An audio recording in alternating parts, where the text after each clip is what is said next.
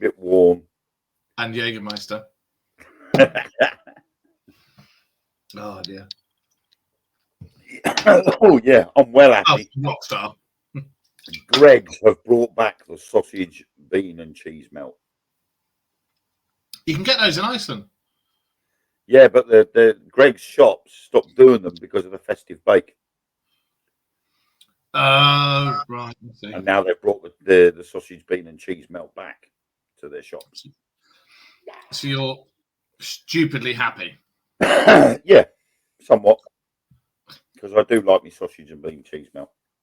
I'm glad you said bean and cheese melt because I really thought you were going to say something else then. Yeah. Hang on, let's turn the volume down on this. Oh, hello, there's people in there. Hello, everybody. We've got people in. We have got Andy and we've got Lucy Carlisle at the moment. Oh, hello. Of course, I know Lucy. Oh, hello. So it's been a bit of a hectic old week, but yeah, I'm knackered from work. Still knackered now. But so, what did you make of those videos? For those of you who don't know, throughout the week, Wayne and I will send each other like TikToks and stuff like that for us to look at and either laugh at or go, "Oh, that's all right." And I found some very strange ones. Do you know the guy who was interviewing him? You know the one with the weird Scots accent. Yeah. Have you ever seen Juice Bigelow, Male Gigolo? No. Right. If you ever watch that, there's an American actor in it who does the world's worst Scottish accent that you've ever heard in your life. And that guy doing the interviewing sounds just like him. Yeah, I think he started off with an American accent, didn't he? And then all of a sudden he went a bit Scottish. He went a bit Scottish, and then the other guy. I'm like, you want to make your mind up whether you want to have an American accent or a Scottish accent. Yeah. Well, these things that I sent, these TikToks, weren't they, that I sent Wayne, were about this gentleman who ran an airport in the middle of the Californian desert in there was it from 1927, I think he said, until the time of the interview, which was, I think, looking at it was early 1950s, wasn't it? Yeah. And this guy was talking about, well, basically a spaceship. UFO had landed on his airport. And not just him, but the people that worked there all saw it. He got taken on board. He said, as far as he was aware, it didn't take off, but he got taken on board, had a look round. The thing that got me was the way he described the instruments. He said they were vertical, and he said they were what was it? Glow in the dark, iridescent. And they had hieroglyphs on, like he'd not seen before. And it was all right until he started to say about he's building a time machine, and then it's like he said, oh, really? Yeah. And then I said to you, the problem is when they start saying things like that they've built this and they've built that, and he then goes on about the theories behind it and what it's capable of doing, and the fact that it was 4 stories high, and all of this, and yet we're all standing here going, well, okay, if you have developed these things back in the 50s, how come since then we haven't heard nothing? Is it because of the fact that he has used that time machine, skipped into the future, and has stuffed himself up and can't get back to tell us all he's been into the future? Maybe he took the dodgy Scottish bloke with him, and he was actually the actor from Juice Bigelow, Male Gigolo 2. Yeah. Anyway, I just think I looked at it and thought this bloke's a bit of a Fruit Loop, to be honest, because if he has got a working time machine, the whole world would know about it by now, or he'd be responsible for changing the way things are in the world. And if you've got that time machine and it's working, you'd stop the Vietnam War and things like that. What would be around then? That was the tail end of the second one. You had the Korean War. You had the Korean War straight after World War II, didn't you? So you could have stopped American intervention in the Korean War or something like that, and then stop the Vietnam War, stop the Falklands War. You could have stopped all these wars that happened because you knew what was going on. Talking about time machines, somebody had to say it, didn't they? Thank you, Andy. But again, it's going back to what we were saying the other week about the possibility of bending space and time to be able to go from point A to point B in a point of a second, or just that little bit longer. All of these are just theories, and until the technology catches up with the theories, that's all they're ever going to be. Well, we're almost there now, aren't we? We've got the Lightspeed engine on the way. We've got Elon Musk saying we've already got an almost Lightspeed engine, and we've got an impulse engine. So, yeah, the Chinese came out with something last week as well. The sun, an artificial sun. No, it was something to do with it was an engine type. I'm sure it was a certain type of engine that was quite revolutionary. That was it. It was an eco engine, an eco fuel. They're saying they've been doing it for years.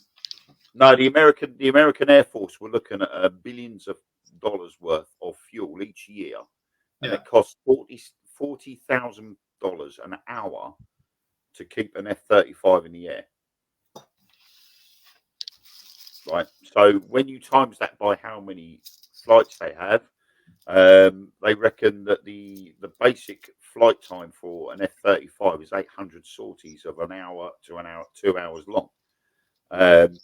So you're looking at billions of dollars a year in fuel expenses. And apparently there is an American firm that has just worked out an engine that actually uses air to go into the engine and mix with a different type of fuel, which means that they won't need to use as much fuel because obviously they're taking in a lot of the fuel from outside the aircraft, i.e. the air. Yeah. And then the Chinese have come up with another one that actually means it never has to be refueled in the air until its mission's complete. And it's a similar sort of thing, but it's using plasma rather than. So it's a plasma engine rather than a jet fuel engine. So are they going to be using dilithium crystals yet? Sorry? Are they going to be using dilithium crystals yet?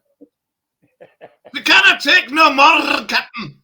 Well, this was the weird part of it. They were saying something about it. The problem they had originally when they first developed the engine was the temperatures that were created by the plasma engine. They needed to find a way of being able to keep it cool. Yeah. Because the engine couldn't handle the temperatures. But then they come up with a cooling system which draws in air from outside, and at altitude, that air was sufficient to cool the outside of the engine down, which meant that the engine would work a lot more efficiently. And of course, some of that fuel was the air that it was bringing in. So as it was flying, it was drawing in the oxygen into the engine, A, to provide the propulsion, and B, to provide the cooling. So it's a constant energy source. So like ramjets? Pretty much. But they reckon that both the American version and the Chinese version will revolutionize flight as we know it at the moment for sort of like transatlantic crossings and things like that. You could, that sort of engine would mean you could stop having to fly from here to Hong Kong or Singapore and then on to Australia. You'd be able to fly direct, and it wouldn't take as long to get there, and you'd be able to do it in one journey. Well, that hypersonic engine that's been invented, and I can't remember if it was Chinese or the Europeans. It wasn't in America. They reckon that you'd be able to go from here to New York in just over an hour, I think it is. Yeah, I think the Americans had a plan for one, didn't they? And that they originally put in the patent for it, and I think it was between 3 contracts were going to come up, and then it just got shut down for some reason. One of the companies went bust. And the other 2 were fighting over who was going to get the contract, and then nothing happened. So in the interim, the other countries have gone, what? Yeah. Oh, well. But that was the thing. They need a replacement for Concorde. Concorde, I think, was taken out of the skies for no reason. It was one jet. It was one. I mean, yeah, it was tragedy, but it was one jet. It was one jet, and a lot of lives were lost. Yes, but that My wasn't granddad worked because on of the the design of aircraft. them. It wasn't because of the aircraft. It was because of something on the ground. And I personally think that's down to ground crew. You know, they're supposed to check to make sure there's no foreign objects on the runway, and there was a sizable chunk of debris on the runway that got bounced back up into the fuselage as the Concorde was taking off. Trouble is, these days at airports, we don't know what foreign objects are going to be on there. They're probably asylum seekers. I don't know. My granddad, useless bit of information for you. My late granddad, he was what part of the design crew for Concorde. I've got a guy over the road from me, my mate's dad. He used to work for Concorde down in Bristol as an engineer. But I've actually stayed in a hotel that overlooked where Concorde was built and test flown. And it's an amazing place. A lot of it's still standing. It's pretty cool. I can't wait for all these engines to come out and stuff. Anyway, what do you make of time travel stuff that we've been putting on the wall? And to be fair, Andy and Joe have been working their butts off and putting a lot of interesting stuff on the walls. What do you make of that time travel stuff about the time travelers who came from the year 3000? And they reckon to be frank, I know I'm Wayne, but to be frank, Betty, all that time traveler stuff that I see on TikTok really grinds my gears. Because the amount of times I've seen stuff on there, such and such is going to happen on December this and January that. And every time you look at it, you go like, yeah, right, okay. Then all of a sudden, nothing happens. You get to that date and you're expecting something special. I think it was the 21st of December. Something was going to happen that was going to revolutionise the world. That's right, yes. What was that? Everybody was going to stand there and complain about Boris Johnson in the House of Commons. That's not revolutionising the world. So the time traveller theory, waste of time. Before we add a little bit more to that, I'd like to say, I'm not going to mention names, but those people who are using Betty White as an excuse to sell their crappy apps and saying, I've got in contact with her, she's got a message for everybody, I'm going to put it all over Facebook. You should be struck off. You shouldn't be a paranormal investigator. You shouldn't even say you are a paranormal investigator. I won't swear yet, but ficking shame on you. People like that, there's a very good Victorian word that describes you: charlatans. All right? Anybody, when somebody famous, that's well beloved by a lot of people, passes over, you don't then turn around and go, I'm going to get hold of it tonight, and then make up this rubbish with an app that you can use to change the person's voice to whatever you want it to sound like. And it's known that app can do that. And then you're passing off as Betty. No. I mean, there was one I saw the other day, and they were doing a ghost box with Robin Williams, and you could tell it was Robin Williams' voice. Yeah, I know, but like you say, anybody can tweak. You can take bits of videos, and we see it all the time on things like TikTok and Facebook. People can do these videos, and I could do it on my iPad. You know, you create a collage of video clips. You build that up. Then what you do is you divide the audio from the visual. So all you've got is an audio clip, and then you put your own video over the top of it, and there you go. You've got somebody else's voice coming over on top of your video as well, all in perfect sync, which is easy enough to do. And that's it. And what they're doing is they're preying on these people that are, I'm not going to say stupid, but they're gullible enough to believe what is being said on there. And I looked at some of the comments on some of the TikTok videos. Isn't it? You're just like, they're all like, oh, bless. Oh, they actually managed to contact Robin Williams. No, they didn't. And you're just like, it doesn't work that way. You know, they're sitting there having a full-blown conversation. And I've done so many SB7 Spirit Box experiments, and I've never had I can see a ghost behind words or complete sentences coming through. It's all been garbled, and you've had to write it all down so that you can try and ascertain what he was saying or what she was saying. And you're not going to get a clear sentence. So they were getting clear sentences all the time. Well, you know yourself, with using spirit boxes, you even when the only thing that comes over clearly on investigations, and you know when we've done them together, is that's the only thing that comes over clearly. I've thrown my SB7 away. It's in the bin.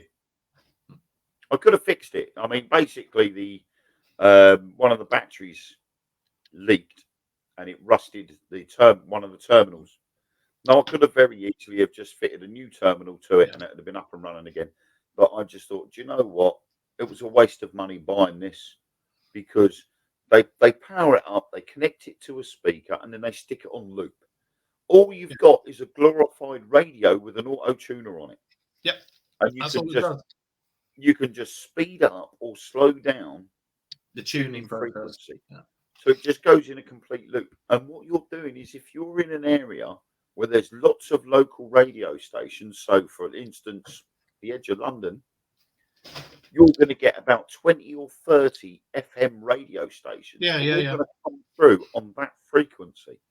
And I've said to people, rather than putting it on a loop and getting Heart FM, Radio 1, Radio 2, Classic FM, and all these other radio stations, and you're getting little snippets of each radio station as it goes through that loop, stick it on a part of the wavelength that has got no radio station on it whatsoever. It's just pure white noise. That's and all you'll hear. Dictaphone next to it and press record. And that's it. For those of you who have not seen... don't need all these wonderful whoopie-doo £40 pieces of Matchbox to record things. Like Andy says, what would you say EVP about? You know, just using a tape recorder. A digital own mobile phone. Voice do you know recorder for your mobile phone. Get that and press record. When Wayne and I do investigations, Wayne knows, and I think Wayne's the same as me. I literally use, I've got my torch, which is like a mega stupid torch that lights up everything. It does, doesn't it? It's like a £500 torch, and you press it, it goes, boom, and everything. I'm sure I'm going partially sighted because of that torch. You got that. Occasionally, I'll take a laser temperature going with me, but that's only if I'm doing a proper paranormal investigation. I may take an EMF detector, you know, a K2. All that is a bank of lights that goes, there's some electromagnetic force over there. But the things that I use every single time, and they're the only things that I use every single time, is my tablet, which has got the Simon Says app on it. And all that is an app. You lay it flat on the ground, you set it to the level of the gradient of the ground, and you leave it. And you call out, if there's anybody here, blah, blah, blah, press your favorite color. And it will press red, yellow, green, or blue. Or there's the voice app that you and I both use, the same app. I can't remember who makes it. And that's been the best app I use. And I don't use anything else. I used to use loads of equipment and this, that, and the other. And I find that the best camera I use is the camera that's built into my phone, it's Galaxy S10. And I use one app on my phone, one app on my tablet. That's it. Yeah, I mean, I'll use the voice recorder on my phone. Yeah. And I'll also use a dictaphone. And I will use... You use your finger like everybody else, you filthy beast. Sorry? But you use your finger like everybody else, you filthy beast. Yeah, well, I end up making international calls if I use my dictaphone. Randomly stabs buttons. Hello, this is the space station. But no, I mean, because obviously the different qualities that you get with the digital dictaphone, a tape dictaphone, or a tape recorder, and then your own normal phone and digital. So you've got your original tape and you've got your digital. So, and each one has got different quality on them. But when you use something like an SB7, if you stick it on just static on white noise and put your whatever recording device you're going to put next to it, it then allows you to listen back to it properly, and you're not going to deviate away by using any apps that could sort of put something into it. And that's what I found with a lot of apps. You can have an app, but it'd be great, but only the developer knows what he's put into that app. And you could be sitting there going, "Oh yeah, look," and all of a sudden it might go, "Bob," but clearly, and you're like, "Oh, what's Bob got to do with it?" The thing is most, you know yourself, most apps, no, even the famous ones, the really expensive ones. Yeah. No, I've got no time for them. There's one, I can't remember what it was called. Cost quite a bit of money. It's like nearly 30 quid to get it. Useless, absolutely useless. But that one that you and I both use, isn't it? When we've used it separately, it's come out with all this different stuff. And Wayne and I use it together at a Second World War place. And it was coming out with stuff that neither him or myself have ever heard before. And it was getting it together as well, wasn't it? We were like having the same names coming up on his and on mine. And it wasn't an app interacting with another app because the phones weren't connected or there wasn't Bluetooth or anything like that. And it's the weirdest thing. That's the only app I will use because all the others I think I don't rate at all. Some of the ones. I've been talking to Brian Holloway, who designs a lot of these apps, and I've asked him if he can do one for Truth Beyond Paranormal. But you can actually specify with him what you would like to have in this app. And I've just said to him, all I want is the app to have white noise and the ability to be able to sort of ask questions and for us to record what it's coming up with. Yeah, that'd be good. And that's it. I want nothing else. If I had the money, I'd have to do one for the Dark Mirror.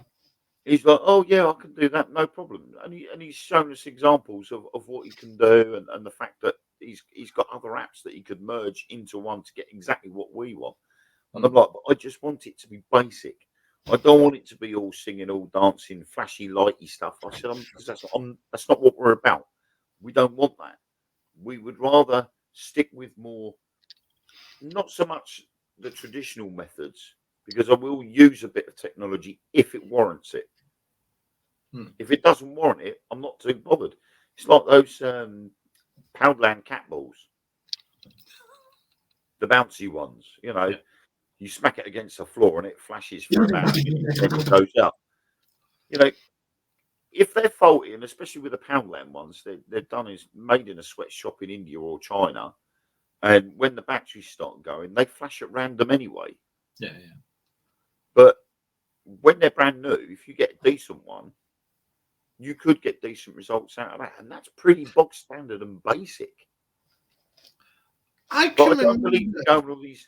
What is it? These teddy bears with all the lights in. Yeah. Oh, it's started flashing, and I'm like, yeah. All they've done is just buy a teddy bear, undone some of the stitching, shoved some LED lights in it, tinkered about with the wiring, and so that at random, every now and then, it will flash.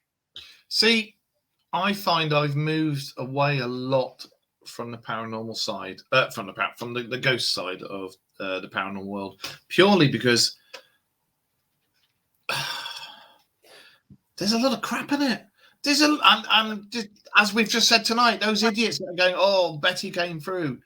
Ooh, it winds me up. People, charlatans and fakes. I can't stand it. But at least in the UFO world, you know it's a fake. You know most of it's fake, but you'll get the odd bit that makes you go, "Oh." Well, like the UFO taking a dump. I see. I slowed that right down, and there's a bit that I think there's like 1 pixel missing or something like that. You know, when it's crowning. When you see it crowning, there's like a pixel missing. But to me, it looked like it was squeezing it out because at the top part of the UFO did a bit of a wobble, and then you see the bulge of it come out of the bottom, and then went. The thing is, it's like taking a dump. That TikTok place, we probably look at the same TikTokers as each other, but you'll get TikTokers with lots and lots and lots of UFO stuff and lots of conspiracy stuff. And if you actually look at them, you're like, you know, and you'll have like 1, maybe 2 videos you can go, "Ooh," and the rest of them are just like some of the ones. Some of the ones you see on there when you're scrolling through and they just come up out of nowhere.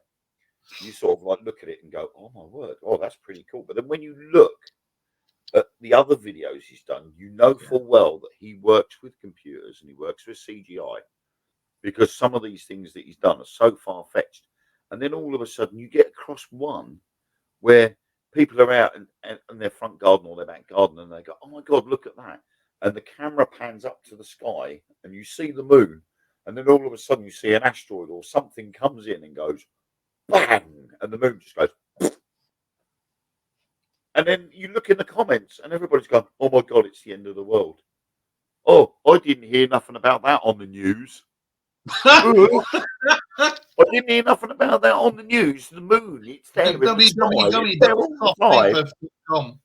You know, I'm sure you're quite capable. I'm quite. Do you know you're not going to miss anything if an asteroid hit the moon? You would know about fakes tonight, guys. A lot of fakes. We're going to talk about a lot of fakes tonight, and that includes a Conservative government bunch of fakes. Anyway, the one that's got me, there's a UFO video going around. You've probably seen it. And you just look at it, and there's one thing in particular that stands out straight away with me, and it's a UFO that's sat there in the sky. It's supposed to be a pilot or co-pilot's filming it from back, and there's these two jets being caught up in the gravitational wave and circling it because it's been caught in the wave, and they're circling this UFO. You know the one I mean? Yep. Why the fuck is the landing gear out on both of them? These things are like about 3, 4, 5, 6,000 feet up in the air, and the landing gears are out on both planes. Yeah, you see, the official excuse could be given out that the UFO is playing about with the electronics, and while these jets were going around in circle around the outside of the UFO, the electronics were messed around that much that the landing gear came down. Well, I've seen the full video where you see the jets come up and the landing gear's out. The jets come up with the landing gear out. Yeah, and it's like, ooh. I mean, yeah, like you say, there are a lot of fakes out there, but there are also a hell of a lot of people that will believe the fakes. Evening, Helen. Hello, Helen. That's Mr. Bean. Oh, hello. It's like, unfortunately, as Andy said, I think unless you experience paranormal firsthand, it's difficult to tell if it's genuine with all the tech around. You're right. My prime example was when I was at Harrods Redoubt Fort, and this must have been 8 or 9 years ago. Me and another investigator. Was that the RAF bit? We were inside the prison cells. I was at the main door. Claire was sitting in the corner, and in the opposite corner, the diagonal corner from her, was a mannequin dummy dressed up in a German pilot's outfit. And there was a bright red flashing light, and she said every time that light flashes, that mannequin's moving. And I believe in spirit, but at the time, there's definitely something when you die. You go on. That's not the end of it. Something else happened. At the time, I was one of these people that I'll believe it when I see it. I've heard up to that point, I'd heard things that I couldn't understand or explain. I'd seen things that I couldn't understand or explain. But then this incident came along, which changed my perception to everything, and it gave me more questions than answers. Yeah. I turned around to her and said, that's not moving. And this was about 5 minutes. I stood there staring at it. I'm like, it's not moving, but I can feel the atmosphere changing. Something's going to happen. And no sooner had I said that, this mannequin had left the ground and was hurtling straight towards me. Now it was 2 foot off the ground, 12 to 15 feet away from me. And it was that scary for Claire. She just turned around and she said, no, fuck that. I'm not here for this. She was gone. She left the prison cell and out into the courtyard and just left me standing there holding this mannequin dummy. I know exactly which one you're talking about. I've been there. I know the one. Yeah. The head's fallen off and started rolling across the floor. Now, I was fortunate that there was 3 people in the next cell along, and they were doing recording dowsing rods, and it's on YouTube somewhere. And they stand there and say, if there's anybody in this cell block with us, can you cross the rods over? And as the rods crossed over, you heard Claire shout out and scream and then shout, oh, fuck that, I'm not here for this. And as they turned, you see her run out of the courtyard, and this little white light comes out and follows her out. See, and then they come running into me, going, "Are you all right, Wayne?" And I'm like, "Someone give me a hand with this dummy." now the thing with me is, I've always been a paranormal investigator, always done investigations, been on teams, led teams, etc., etc., etc. I can count on literally on one hand, because the other one, I can count on one hand the amount of times where something I feel genuine has happened, and this is out of hundreds of investigations, and that includes meeting people who've claimed to be gifted, meeting people who've claimed they see things, etc., etc., etc. I can only count a handful of times, and it's always been with the same people. I can remember, I won't mention names, but I can remember one time somebody at one of my first investigations throwing themselves backwards and landing against the table, and the corner of the table got them right in the back and cut the back open. Won't mention their name. Bollocks. Sorry. Absolute bollocks. And people believed it. And it was just like, I saw it happen and I saw them do that. And it's just like, nah. Yeah. And it's stuff like that. And then, Jesus is a body hand. She's got my hand. That's my hand. No. No. Well, mate. No, there it is again. Your bloody house is haunted. Anyway, hello, Mrs. Ellen. Hello. You know yourself. You've been, again. I'm not going to mention names. We've been investigations, both of us, where things have happened, and you look at the person and you go, right. This is why I've gone more over into UFOs and conspiracy theories, because most conspiracy theories are just laughable anyway. Yeah. And again, with the same as paranormal stuff, 99% of all UFO stuff is yeah. But, however, the last year, maybe 2 years, credible stuff is coming out about UFOs. Yeah, it's been more and more credible stuff as appears. But there isn't with paranormal investigations. And it really, as you said, grinds my gears. It pisses me off when you get people saying, "Oh, I've got this come through. I've got Fred Astaire come through. He says he smells like ginger. You've got Betty come through. You've got all this, that, and the other come through." No, mate, no, you haven't. You're literally wanting likes because your show sucks. Yeah. Uncle Steve, that was the best one. Couple from down Bristol way. They used to go on a certain TV shows, paranormal events, public paranormal events, that I was working for on the southern region. Are you talking about? I can't remember the name of it, but it's something where whenever it was on TV, somebody used to go, I think it rhymes with post flaunted. That's that. Yeah. I don't know. But yeah, I mean, there was this couple from Bristol area, and they came down to Preston Manor in Brighton, and they straight away they wanted to do a Ouija board. And one of the other team members had come up to me and said, "We need to keep an eye on these two." So I said, "Why? What's up?" And they said, "Because what they come out with on the Ouija board." So I went, right, okay. Well, being in charge of the southern area, I had to keep my eye on these two because I was warned about them, and it could happen again. Oh, hi, Bill. Wild Bill's with Wild Bill. Wild Bill is with us. So of course I'm sitting there and I'm like, right, okay. So we've gone out onto the investigation. We've said, does anybody want to do a Ouija board? Well, these two put their hands up straight away, and I thought, right, okay, here we go. So I'm like keeping my eyes open, and this is why I'm liking paranormal investigations in the spirit side of things, because I've sort of turned more from wanting to experience something to wanting to debunk what everybody else is doing. I love debunking. And this couple, straight onto the Ouija board, they're pressing down on the board like that. They're doing this, and you could see their knuckles turning white. Yeah. And you're like, right, okay, so one of you is pushing that planchette. So straight away, I'm like, there's 6 of you on the board. When the planchette starts moving, I want each one of you, one at a time, to take your finger away from the board. take it away from the planchette altogether. So, of course, the planchette started moving. And of course, it was the lad that was coming out with all the questions. And it was like, is there anybody there? Strong Bristol accent. No, I tell you, is there somebody there? So it started moving, didn't it? So I said, right, take your fingers off one at a time.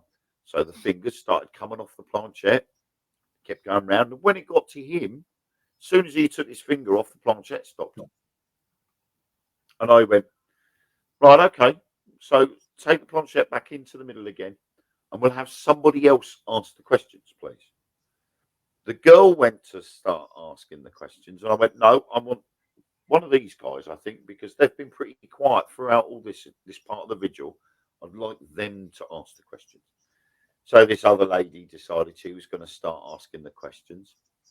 But then I saw and noticed it was the girl then that had her finger pressed down like this. So, all right, okay. So the other woman started asking the questions. Planchette started moving. So I said, right, each of you take your finger off one at a time. So right, got round to the girl, didn't it? And as soon as she lifted her finger up, the planchette stopped again. So I told the member of staff that had come to me and said, I warn you of these two people. So I turned around to them and said, right, was it Uncle Steve that came through on the planchette? And they went, at Shepton Manor, yes. Down at Fort Widley, yes. I went, right, did he tell them that they had to get married? And he went, yes. I said, right, they're not coming on another event. Yeah. We banned them because apparently every event they went on, they did the same thing. They took control of the Ouija board and they were forcing the answers through themselves just to make the other people believe that what they were getting was paranormal, thinking that nobody else had been to the other locations, and they forgot about the team themselves. I've witnessed, let me think, Drakelow Tunnels, somebody who, again, I won't mention names or anything, but somebody who reckoned that they were a medium. The first time I've ever been to Drakelow Tunnels, mine, and this person, excuse my language, freaked the fuck out in the middle of. Do you know? Have you been to Drakelow Tunnels? Unfortunately, no. Right. When you go there, there's one bit which they call a hospital. Now? Yeah, it is, isn't it? Well, there's one bit which is the hospital bit, and it stinks of TCP. And they reckon that it's always been like that. It's just this one bit. It's weird. Oh, you walk in here, like 1 minute it don't smell of it, next minute it do smell of it, and this, that, and the other. And you're like, you walk, as soon as you walk in, you're like, yeah, mate, you've been going around with a spray bottle, you know. Kelvin and Hatch is like that though in the medical centre bit. That's got habits smelling the TCP. Kelton Hatch, yes, occasionally it does. Kelton Hatch is the one place. I'll get to that in a minute, actually. But the Drakelow Tunnels, this hospital bit. This one person freaked out. That's all I'll say is they freaked out. They reckon that they were a medium, and they freaked out, and all this stuff was getting to them, and proper like. And I'm there. You got to remember, I've never been there, never met these people, and I'm there looking at this person, and I'm like, the fuck, you know? And that same night, there was some idiot there who, I'm a spirit photographer, I'm a cameraman, I can do and he managed to single-handedly upset every single person in that place. And then I was one of the people who did it. He was escorted. Yeah. Literally, come on! Escorted off the premises and told never, ever, ever come back here again because he was so rude and obnoxious. But my thing is most places I've been to, it's only when I've been with certain people that I can say genuine things have happened. You're one of them. Paul Rook, Kerry Greenaway, and Jacqueline Dixon. I've only ever been to a couple of things, Jacqueline. Yeah, well, we did the Skegness, didn't we? Yes. Carl Hutchinson, and my memory's terrible. He was with me on the last bloody one. He's got a bone flute and he's got a crystal ball and brilliant guy. Can't remember his damn name because my memory's turned to crap. Anyway, he knows who he is. And the thing that's always got me about especially Paul Rook is whenever we've done these things, none of them have gone out of there to go, oh, look at me, look at me, look at me. None of them have gone, oh, let's start. You know, when you get the fakes going, oh, right, okay, get around. Oh, right, we got none of that. You'll have a Ouija board going, and Paul's just sat there like, and then the Ouija board will be going, and he'll call out, and he's not doing the board. And I've done a board with the other people, and it's so light. There's no way one person could have led it unless they were, as you say, pushing down. And you can always see if somebody is. And it'll come out with like, fear me. And it always cracks me up because Paul will be leading the board and he'll just look at it and go, fear you? Fuck off. And he'll just sit there and go, fuck off, and then carry on with the thing. And you can just imagine. I've just gone, whatever. You could just imagine somebody on the other side going, well, really? Yeah, I had that. Where was it? We had that. I think it was Fort Widley. We had someone came out with. It came out on the Ouija board. It said "kill you," and I turned around and Jet went, "Yeah, whatever. What are you going to kill us with?" And it just stopped. And I just said, "We're not afraid of you, so go." And that's the thing. That's the whole thing. And it's nice when you're doing it with people that I feel are genuine. And you know yourself, out of the paranormal world, there's only a handful of people I can say are genuine. One of them, apart from yourself, is in the room tonight, Mr. Wild Bill. He's got a gift, I'll tell you that now. But out of the ones that I've met and actually done investigations with, there's only a handful of people I can say, yeah, they know what they're talking about. The majority of them... Yeah, because the thing is, it just amazes me how paranormal investigators, they go out and they do their live feeds, like mostly Friday and Saturday nights. Yeah. And they go out there and they go, oh, straight away, their live feed has been titled to install fear. We're down this dark wood where the spectre of a nun has been seen walking along this footpath. And you're like, oh, hang on a minute, you're in an area where there was no monasteries, no churches. What would a nun be doing walking down a woodland? Maybe it was the 70s and she was filming one of those films and tripped over a tree branch and hit her head. But they install fear by putting that title in straight away. And then while they're out there, they're doing this live feed and they're all going, oh, don't forget to share. Don't forget to send us stars. And you know what? That is the biggest thing that really gets on my tits with paranormal investigating. Don't worry. When they stand there and say, please share, please send us stars. You don't do it for the money. Is this like people that claim to do things on their own and claim to do all this stuff on their own, and there's nobody else with them?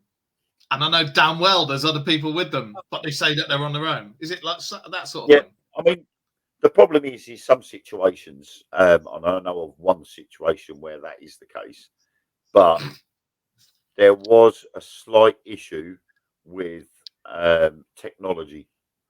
And do you know to do a live feed. I really do.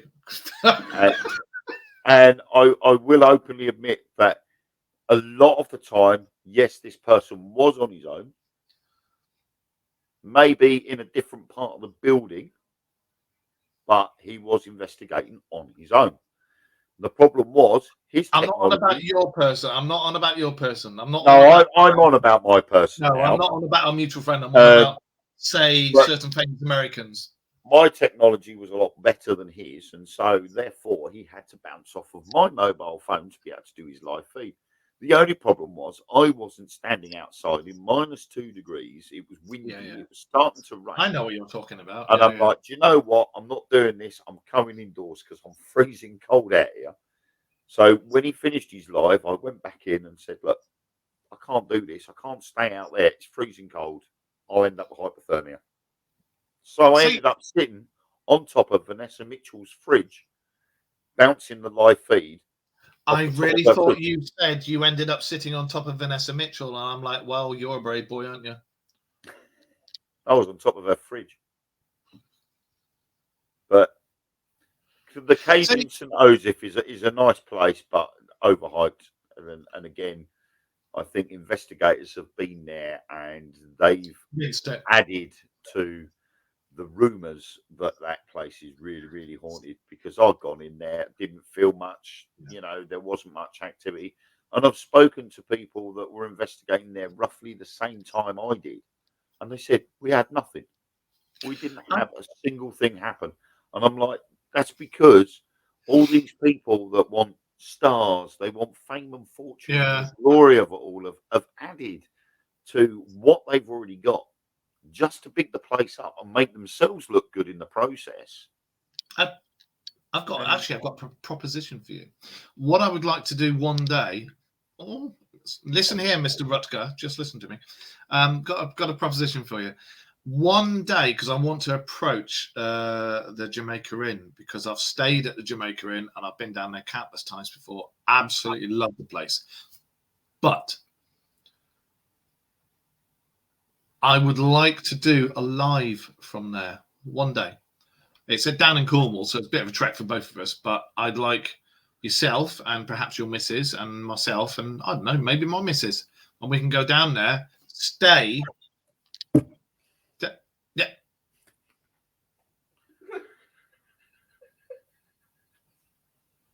Don't continue. Don't fucking. No, sorry, I was in begging mode. Ellen was going to go off and have a bath, and I'm like, well, is it okay if I have a cup of coffee first, please? Oh, let him have a cup of coffee, because I've got all my drinks here, so let him have a cup of coffee. But Jamaica Inn, do you fancy doing? If they will have us, because I know it's a lot of money, but if I'm going to hopefully speak to them. But do you what do you fancy to doing a live, not 5-minute thing, but doing a whole show from the Jamaica Inn? If we can get it. If it was free, I'm up for it. In that case, you can contact them. Simple reason being, I'm poor. No, same here. So, I mean, look at it's like us with the show. You've had yourself as well. So many people. Why don't you this with the show? Why don't you that with the show? Why don't you this with the show? And the simple thing is, I work. Wayne's got his jobs that he does as well, and none of us. We don't earn any money. Literally, the radio show. We could have marketed it and be earning a good deal of money. We don't. We do it because we like doing it. Because there's people out there like us who like doing certain aspects and get pissed off with a lot of people who pretend they can do certain aspects. So we just voice it for them. Everything I do in the paranormal field, apart from my spooky stories, I do for free. Exactly. I don't get paid for it. In fact, if anything, I pay out, because if we do Haunted Roses, Essex Paranormal public events, or Truth Beyond Paranormal, and we go to a location that requires payment, then we look at it and we say, right, okay, Harrods Redoubt Fort, they want £150 for the night for up to 10 people. So that's our crew, and the filming crew and everybody else is covered for that £150. There's 8 of us, so we split the £150 between 8 people, and then it's booked and it's done. But it comes out of our own pocket. We don't turn around to anybody and say, give us the funding and we will go and record this show for you, because that's not what we've never had. No. So we're quite happy to take the money out of our own pockets. The problem is, and I was saying this with my director Sam the other day, she said she'd emailed Colchester Castle, and I went, forget that straight away. And she went, why? She said, it's worth a try. I said, no. Trust me, Colchester Castle is not worth it. 5 years ago, I managed to get the most haunted experience. I know about Colchester Castle. And they charged £1,500 to go in there. And we ended up with 85 guests. And they all paid about £80 each for a ticket, just to cover the cost of the hire. Now, if you film there, they wanted to charge £2,000. Oh, sorry, but mate, so, you can advertise your place for nothing, and we're paying for it. No, yeah, exactly. I mean, this is why we got so annoyed, was the fact that we were capable of advertising Colchester Castle to a lot of people, thousands of people, including a lot of people that watch the show from America. If they were to come over here, Britain's oldest recorded town, an old Roman fort, probably I think it is the most complete Roman fort in or Norman keep in Europe, and they want to charge us for it. But we've got to have a crew of 10 people paying £200 each. No. To do it, and we're like £200 just to do the night there each. We've got to make sure, and you can't guarantee you're going to get activity or something's going to happen. So that could be £2,000 down the drain. So rather than spending out that sort of money, we'd rather go for cheaper places or free places where we can film there. And if nothing happens, it's no consequence to anybody. What I would like to do this year, especially with the Dark Mirror show, is I'd like to try and find some venues that would by all means come and film a show and like reduce rate, or I know it sounds like we're being cheap. We ain't got the money, but when we do the lives, you guys out there love us doing the lives, and you seem to go mad when we do the lives. Yeah. So I know I'm going back down 5th of March to do Renders from Forest again with you guys. If you ever want me to get on again, I'd love to join you guys because I thought it was a great laugh. And I will try and find as many places as I can this year for like either cheap or free, where we can go and do a whole show. Be it we film it and then play it, or we do lives. If it's a place that's got crap signal, we'll have to record it and then put it up on there. Yeah. But ideally, I'd like to find out a number of places where we can go and do a live.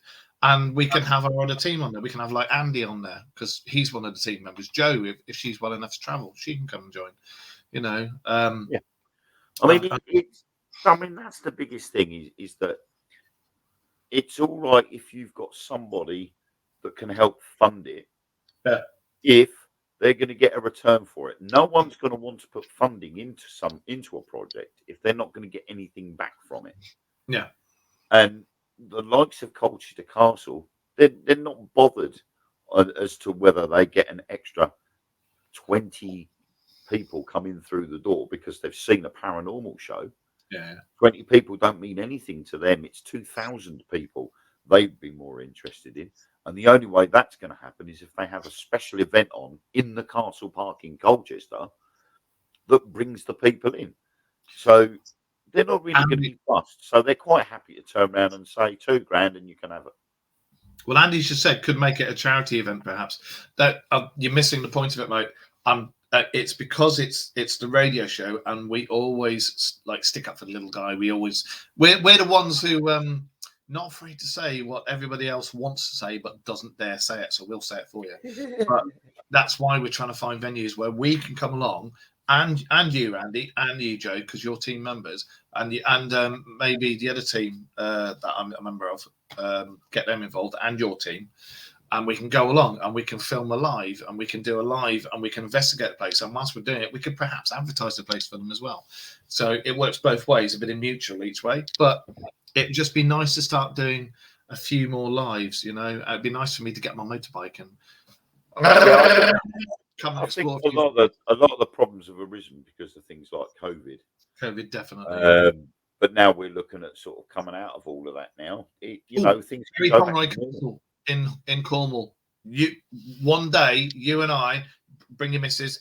We've got to go down there. In fact, if we do get Jamaica in, we could do Barry Pomeroy Castle as well, because I've been down there with both my daughters. For those who don't know, are gifted. They're clairvoyant, clairaudient, and clairsentient. When we go down there, it would be nice to film in the places where I know that there's something. I won't say where, because I don't think Wayne's been down there, so I'm not going to say anything. But parts of the castle, there's definitely stuff going on. Corfe Castle as well is quite nice. Yep. I'd like to go there as well. I'm sure there's something in there and all, because I've been down there.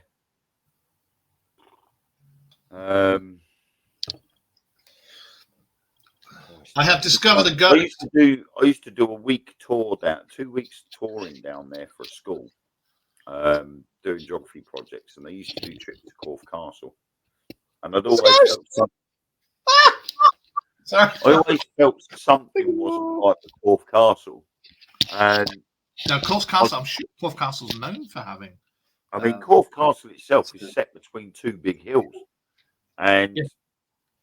one afternoon into the early evening, I decided to take a walk up one of these hills, and whether it was because there was low cloud cover, literally walking up the hillside, and as I got higher up, this sort of cloud got closer and closer, and it was like I could literally like touch it. It was like a big roll of cotton wool. Yeah. And the next minute I know I'm walking into it. So my head is going like this as I'm walking up the hill. I'm going into the cloud like that. But when I started coming down the other side on the Corfe Castle side, I sort of the fog sort of started to clear a little bit. And as I looked through to the castle, it looked like there was someone standing right on the very top of the castle. Now, you can't actually stand on the very top of the castle because it is just a ruin. And I'm like, what the hell's that? And I blinked and sort of looked again, Ruin. and it had gone. And I'm like, well, was it a crow or anything like that? But then when I looked at, sort of tried to do a size comparison, no way that was a crow. It was too big. You heard it first, ladies and gentlemen. Wayne does size comparisons. I can hear a tape measure twanging away in the background now. Do carry on. Oh, you've been watching that Naked Dating, haven't you, on Channel 4? Mate, no, oh my God, I've seen that, and I literally see some bare ass going past, and I'm like, no. We were doing some diamond painting last night, and that came on because we were watching the program, or a couple of programs. We were watching Celebrity Gogglebox, and it came on. And we're sitting there, and then all of a sudden, Tamsin walks into the living room, and I'm like, "Whoa, turn that over!" Well, we can't have her seeing that. Get rid of it. I even had to stop doing my diamond painting. That was putting me off. Do you know what? I can't pick up a fun size Mars bar anymore, and I just no. Ever since that program, anything fun size, you're like, no. That's why it's got to be king size for me.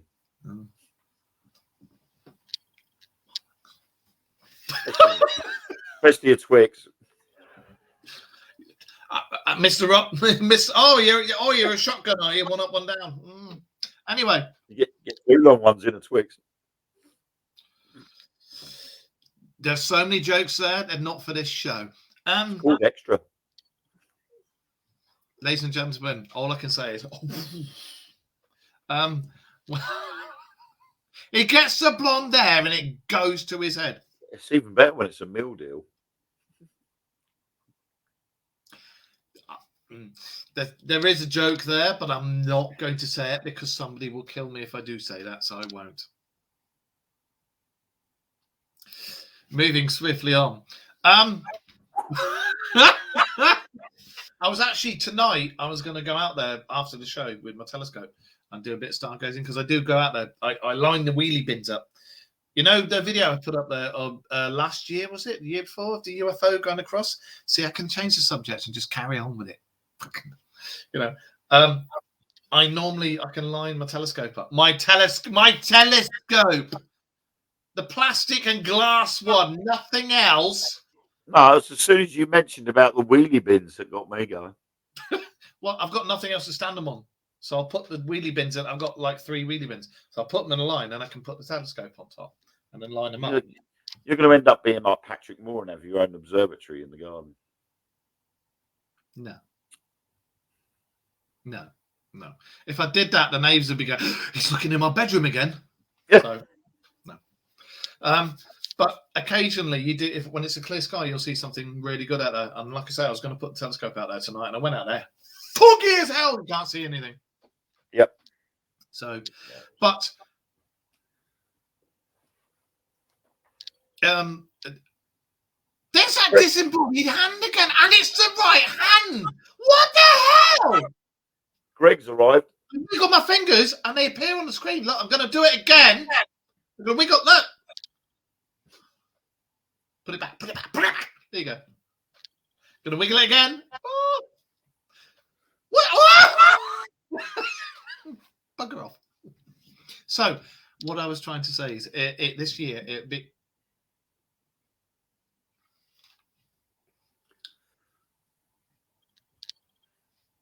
Did I just see your sister on screen, Wayne? What I was going to say. My mum. What I was going to say is, this year I'd like us to, if we can, to do a lot more lives, even if it's a live, like at Rendlesham, a live in the car park with the telescope set up. You and I have seen all the UFOs, and we can affix the camera to it. It can take all that crap. Just something like that. I think. I mean, we're going to be spending a bit more time at Rendlesham this time because obviously we've got areas that we wanted to go to last time but couldn't because obviously Sam and Mark were a little bit late, and then we had Billy messing around with that spider and you know, a lot of faff. And the people that missed the black triangle that we saw, and the others didn't see it because they buggered off. And we said, wouldn't it be funny if we saw something and they didn't? And then, sure as God made little green apples or little green aliens, we saw 3 UFOs and 2 black triangles.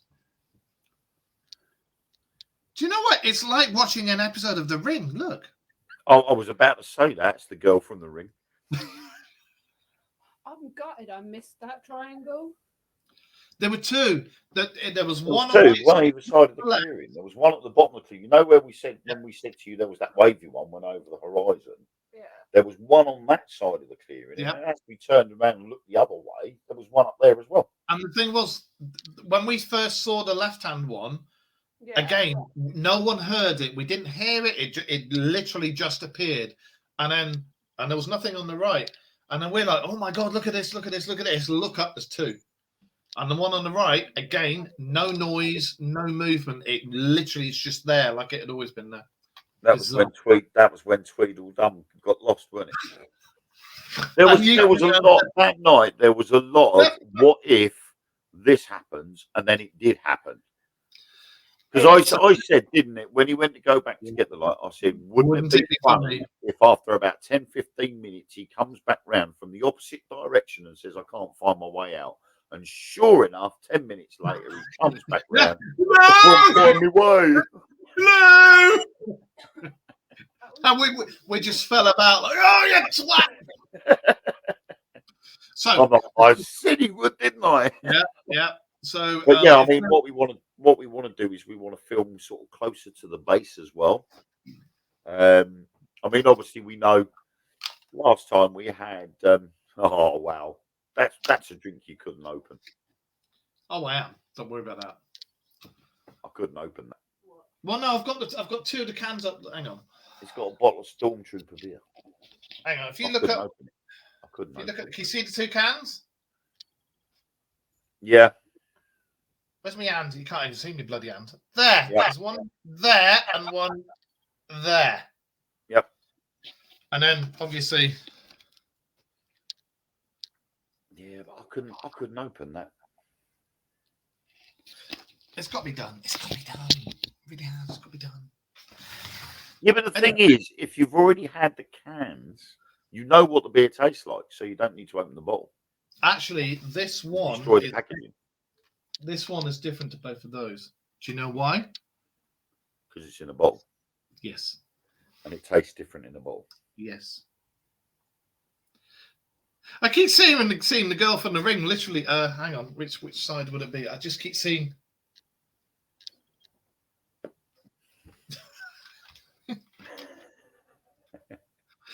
Oh dear. But yeah, I mean, obviously, the last time Oi. She's going back down a well now. He's trying to say you're dirty and need a watch. What's happening? I wouldn't put up with that. Ellen's never seen it, so she ain't got a clue what we're talking about. Really? Yeah. Watch the Japanese one. It's way more scary. Yeah, the Japanese one's better than the American version. Yeah.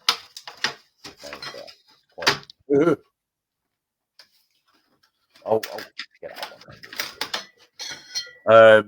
Yeah, I mean, obviously, last time the military got involved, didn't they? Started spying on us. So I mean, but we do want to film round towards where Mick and Alan went when we first Yeah, where started doing the film hangers were. construction.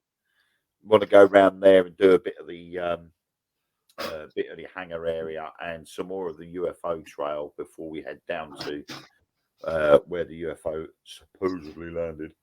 And quite possibly look at the other area where the second landing was. Because by the time we got down there last time, it was pitch black and you couldn't see nothing because it was all open field and that the farmer was watering everything. You can't get through it. So you want about with a meeting with the head of USAF. Yeah, but we wanted to get down to that section of the woods so that we could, in daylight, so that we could at least have a look at the area and get some film footage. Well, for the episode that actually shows the second area in daylight, so that how's about we mix the two? We mix if your guys are all right to do it in conjunction, we can do a mixture of the two shows. Well, yeah, I mean that obviously that's going to go without saying. But so yeah, I mean we're going to try and spend a bit longer down there this time, so it means we'll get there a bit earlier. But we'll do the same thing as we did last time. If you come down on the night before, that way we're all bright-eyed and bushy-tailed, and we can get up there and get a lot of filming done before we need to. Yeah, I know there is a half term coming up, and unfortunately, I think you guys want to film the week after half term finishes because I work school days because I'm obviously special needs school driver. Yeah. I can't take the time off in between. So if you could tweak it so it's done on the half term, no problem. I can come down for a long weekend. Well, the problem Sam has is she has photography things as well, and it was either that or the 26th of March. But most of us want to get back into it as quick as possible. So the 5th of March was the next best thing. I can come down, but I wouldn't be able to come down till Saturday. We can be cutting that fine then. What? And then go back on the Sunday? Yeah. What time do you finish on the Friday then? I normally get home about 5:30. Well, I was going to say you could finish job and then come straight down. Driving all week and then coming down and doing that. Yes, I'm so looking forward to doing that, aren't I? Well, no, what I'm saying is if you came down after you finish work, obviously by the time you get here, you can have something to eat and whatnot, and we can chill out and relax and whatnot. Get a full night's sleep. I'm not Netflixing and chilling with you, not after last time. No. And then go to the investigation and the film. Right. Because otherwise, you're going to get up Saturday morning, you're going to come straight down. The second you get here, you'll be lucky to get 2 swigs of coffee, and I'm going to have to be straight out the door again, and that's going to be it until the early hours of Sunday morning. Well, and I think on Monday I'm getting a full list of the holidays that are coming up. So let me consult that. And if nothing falls in with it, then I'll come down straight after work. And to be absolutely honest, all the things that we can do within the year, I think you and I we need to get together, meet up together, and have a long chat and see what we can sort out for doing lives and things like that. Because I think we need to do a lot more because everybody loves them. So and I don't mind driving down immediately after work, so it's fine. Because I've got like one weekend I have my other half comes over, and the other weekend she has to work. So it's cool. So I'm free twice a month anyway. Yeah, I was just thinking more of getting the sleep in before you sort of. No, that would definitely be appreciated. Sometimes I haven't got cats decided to juggle and have a shooting range on the same bed as me like they normally do. You might do, but they seem to be a lot calmer than they. And then Killywigs coming down at stupid o'clock in the morning for the toilet. Go, hello. No, that won't happen anymore because now we have a toilet upstairs as well as downstairs. It fell off. We have 2 bathrooms. Let me just let the ghost out for a second. Do you want to mention any of those videos that we were looking at on the interwebs that was put on the walls? Oh yes, there was one which I found quite amusing, and the comments. I always love going onto TikTok and having a look at some of these. And obviously, once you start either following the individual person on there, or you start looking through some of his videos, the next time you go back into TikTok, that person's videos tend to come up more often. And there was one on there that got me giggling, and I was in hysterics, and I so wanted to comment, but I didn't want it to get taken the wrong way. And Mark shared it after I'd already seen it, and it was of this boat in Florida, and there was these series of lights following behind them.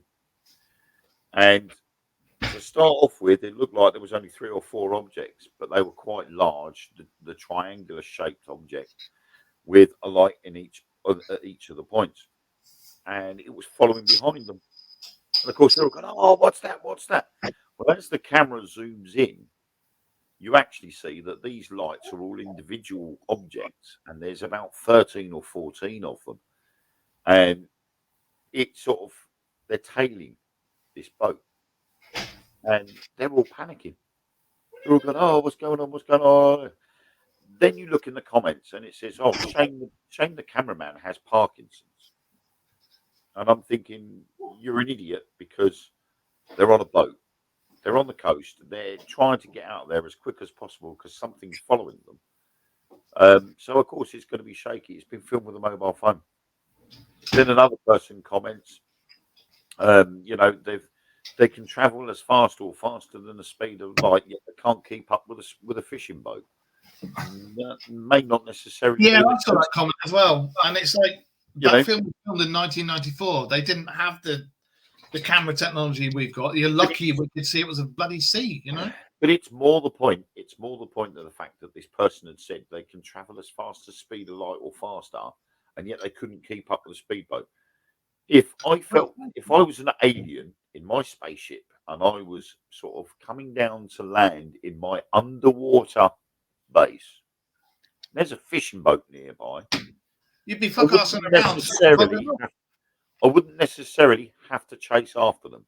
Just me being there is enough to scare the living crap out of them. And I found your thing for measuring from last time you was here.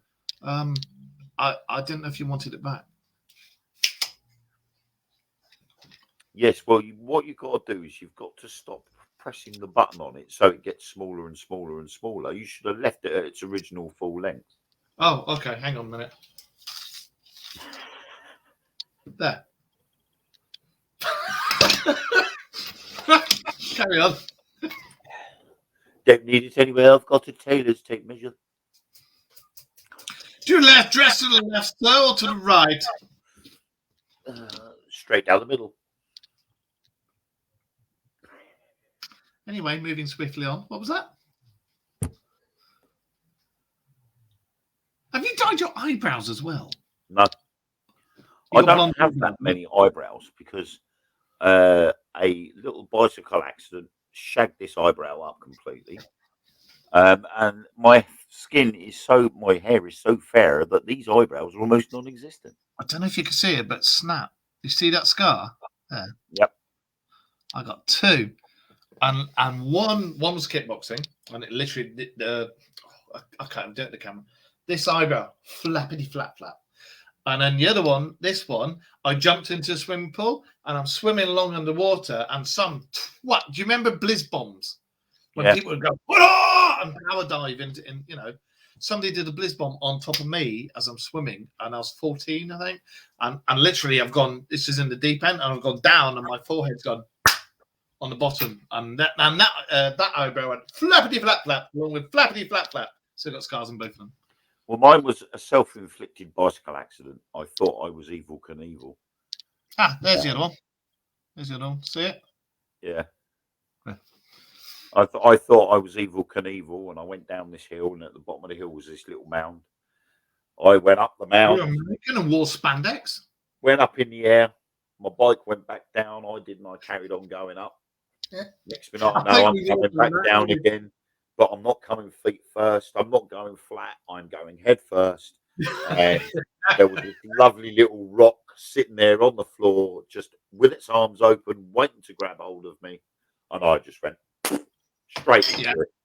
And I split my head open right across there. And where my eyebrow comes round here, I can see the sky. It is there. I was The right thing is, there. ladies and gentlemen, for those of you who aren't our age or aren't the same age as Andy and Joe, because we're all the same age, you had a rite of passage when you were like early teens, maybe coming up to teens, early teens. We had the same thing. There was a place in Surrey. I used to live in Surrey, and there was the woods, and it's just to do with a push bike, nothing else. And there was Saltbox Road, the lane is called, and it's literally through woods. And at the side of Saltbox Road, you've got a bit where everybody used to do BMXing. And I used to BMX for years. I wasn't too bad at it. And there was this one bit which was about, Christ, it must have been, back then it looked like it was 50 foot tall, but looking at it now, it must have been about 20 foot tall. And it went almost vertical, but it was like that. And you could just about hang onto your bike. And then it went like that. And you had a jump. And the jump could only have been 8 foot long, something like that. And it was literally everybody all went down and they go into the trees, because you had trees that overhung on each side of the jump. And for about 2 years, I was always nope. And then one day, I was lucky enough to get a rally burner for Christmas, I think it was. And I'd always wanted a rally burner. My mum saved and saved. Mum's on her own, she saved and saved and saved. And I got a rally burner. And I was like, and I had this rally burner. And I went down there with all my mates. And we were like, yeah, go on. And Mark, are you going to do it? Are you going to actually do it? And I'm like, and you got to remember, I was always the smallest guy. And I'm there at the top of this precipice, or looking down into the void. And I'm going, sod it! And I went, boof! And I went down it, and I jumped, and I did the jump, and I landed the other side, landed it and everything, and then I went in the bushes and got smacked in the head with a branch. But I did it. Cut my head open. I got a scar on one side of my head. But I did it, and after that, everybody's like, and I did my rite of passage. The thing was with my accident, it was always because of Evel Knievel. Oh, I got behaved. My missus is watching. I had this a little bike called a budgie. Now, bear in mind, I was only 5 at the time. A budgie? You're younger than me. Yeah, it was called a budgie. I think you lie. No, it was called budgie. It was a budgie. It was an old bike as well, I hasten to add. It wasn't my bike all brand new. Like, are you confusing that with your ex? No, that's Budgeons. Carry on. That was Budgeons. Yeah. Cheap and cheerful. But yeah, it was called a budgie, and like up to that point, it was all Evel Knievel. I wasn't interested in remember or anything like that. And I had the Evel Knievel set, and I always thought to myself, you know what, I'd love to do that. And then one day I did it. I took the little budgie, went round the corner, went down the hill, and obviously, I didn't cry once until I was at the hospital. I'd had my head stitched up, and I was ready to go home. Just needed to have a tetanus injection first. The only problem was the tetanus injection was not in my arm; it was in my right buttock. Whichever, that one there. And I kicked off big time. I was well pissed off because the doctor, I said to him, I hurt my head, not my bum, and yet they gave me the tetanus injection in my bum. So I weren't too happy with that. But then all of a sudden, out came the movie BMX Bandits. Didn't you say you used to be in the choir? And yeah, I'm sure you did. You used to be in the choir, and you used to go there until something happened to your bottom, and you went, "No, Father, I pooped from there." No, and you left. I remember you telling me something. I can't remember what it is. Anyway, BMX Bandits, yes. Yeah, out came the film BMX Bandits, and everybody was like rally burners, Diamondbacks. You're older than me. I swear you're older than me. We've got to have one of those. I want a rally burn. My mate had a rally burn, and I had a Diamondback. That was it. The Diamondback. That was like the. Oh yeah, you were posh. That was an amazing bike, and I wrecked it. I absolutely. Wheels came out. Do you know what? If I'd have kept that bike, I would have got thousands for that now. I had the gold, the gold framed rally burner with the spoke wheels and the black pads. And I always remember I wanted one for years, and my mum saved. And then one day there was this rally burner there for one Christmas, and I was like, oh! And it was spoilt by some twat of a kid who turned up on a Diamondback. My mate had the blue and yellow rally burner. Yeah. With the yellow mag wheels, the blue tires and yellow mag wheels. Yeah.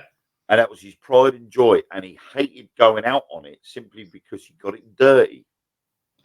And just recently, he's managed to find a rally burner. Really? Brand spanking new. Fuck off. And it needed to be put together. And he put it on his Facebook page. My new project. And you see the pictures of the individual parts of the build, putting the wheels on, sticking the chain on and everything else. And he's like, look what I've got. And I'm like, mate, you're 47 years old. No. To be fair, when I lived in London and when Damien was alive, he was a mad BMXer. And he was, I don't know if you remember, he was on the edge of going pro. He was so good before. The thing is, if Athan was to turn around to me and say, Dad, I want a BMX, I'd say, Joe's on about choppers in the chat room again.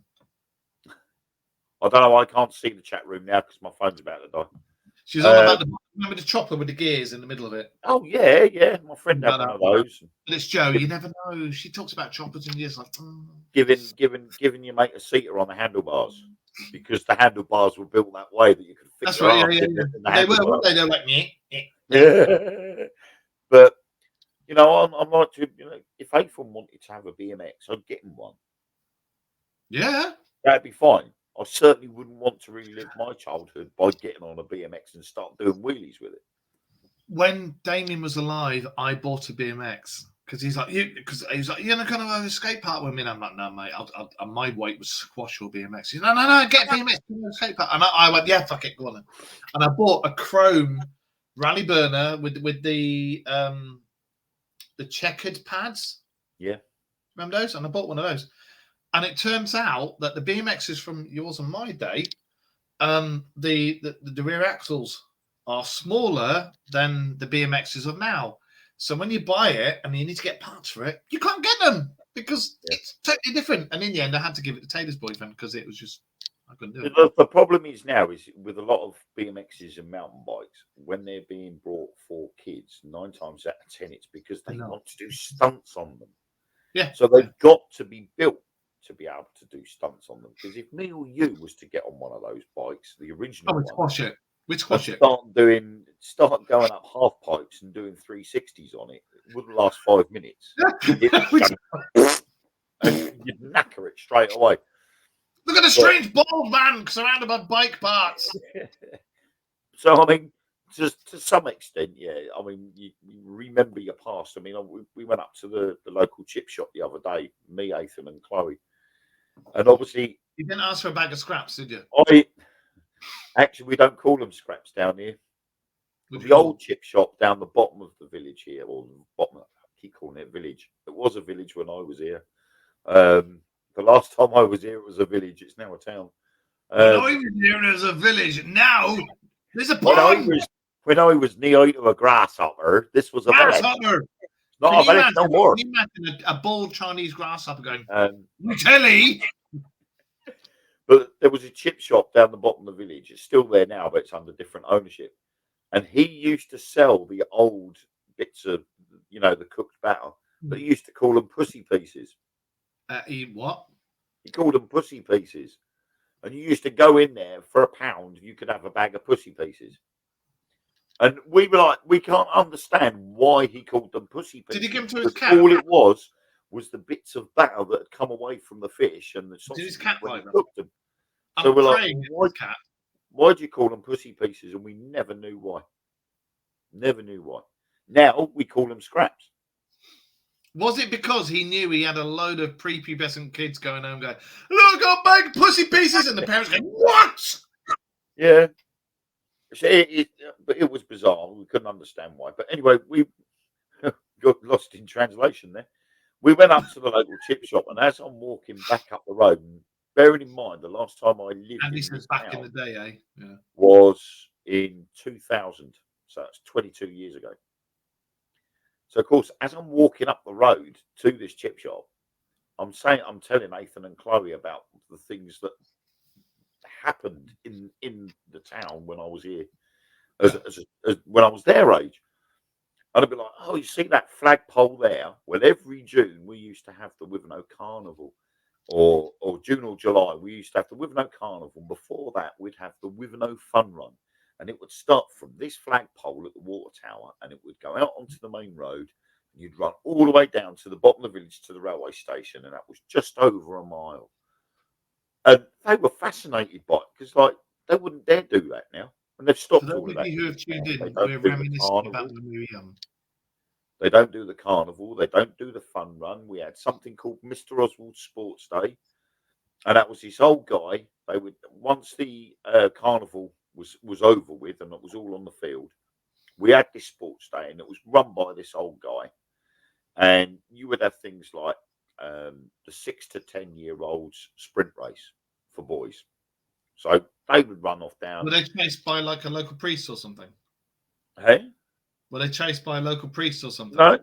Ah, Because in them days, it was all community led, and the whole community came together.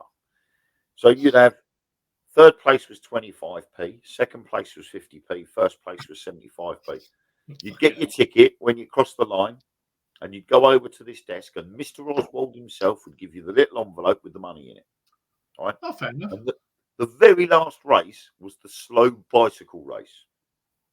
God, I remember that sports day from when I was like, Yeah, and that was when all the BMXs came out.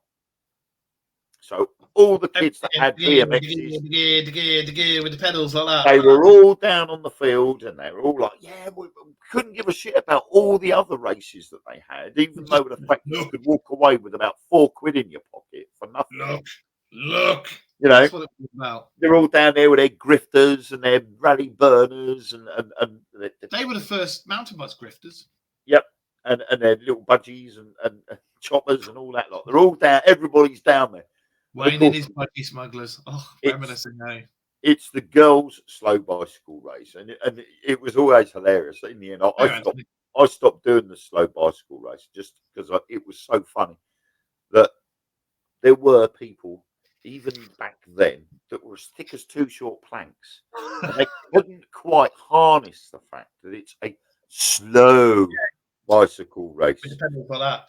The person on the speaker, and it was Mark's Tay Radio.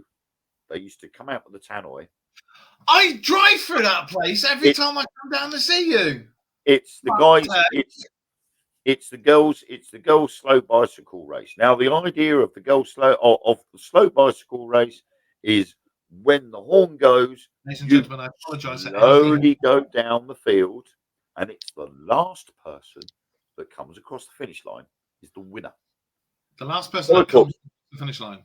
All the girls are lining up. Yeah. Klaxon goes off, and you can guarantee out of 10 of them, 6 of them have just gone boom. They've been the first one to get them. They're racing. They don't give a shit. They're going for it, and they've got their own thing going straight down the field, straight over the line. You're like, well, you ain't getting nothing because you're not at the top of the field where the others are. And then obviously, then you get the boys' slow bicycle race. Understood. Going. And now, all of a sudden, all the boys have turned into Tony Hawk or the equivalent of BMX bandits and all this shit. And they're all standing there. They're all on it. Oh, look at me. I'm standing still on my bike. And they're like, if you do that again, you're disqualified because you're not allowed to be motionless. You have to be moving. Yeah. So then all of a sudden, all these rally burners and these grifters have all started moving. You've all also had the odd 4 or 5 that have just gone hell for leather and gone straight down to the bottom of the field. Yeah. But then others are going sideways. And they were like, "Oh, look what I can do." One of them started bunny hopping, oh well, I'm moving, but I'm moving backwards and forwards doing a bunny hop at the same time. And you're just like, I couldn't be bothered in the end. I just thought, whatever. I'll do a few races, get myself a pound or whatever, so I can get some sweets on my way home, and that was it. Job done. But they don't do any of that before anymore. So, for those of you who have just tuned in, this is the Dark Mirror Radio Show where we normally talk about UFOs and stuff like that. But today we've decided to talk about investigations and our memories of yesteryear. And Actually, there is a link in what we've just done. Wayne was just reminiscing about his prepubescent years and rally burners. Yes, but there is a theme. And with his stunning Rutger Hauer. You started the theme, mister. You started the theme. You started the theme. Well, and you obviously haven't seen the theme. What, rally burners? No. An hour and 30 minutes ago, we started a theme to this show. The very first subject we come up with. Oh, going back in time, back in time. It was time travel. Fuck you. Oh, yes. We did indeed. We spoke about going back in time. And there you go, ladies and gentlemen. We went back in time. Boom. Except... Oh, that's what I was going to talk about, because we ages ago I said, "Oh, we'll talk about this," and we didn't. We just went "fuck you" and talked about our youth. Rally burners, and the Diamondbacks. Oh, I need a change of underwear. What we were saying about. I love the way you had a mouthful there. Went oh, and then tried to hide it. I went oh. Definitely don't spit. What was I going to say? Yes,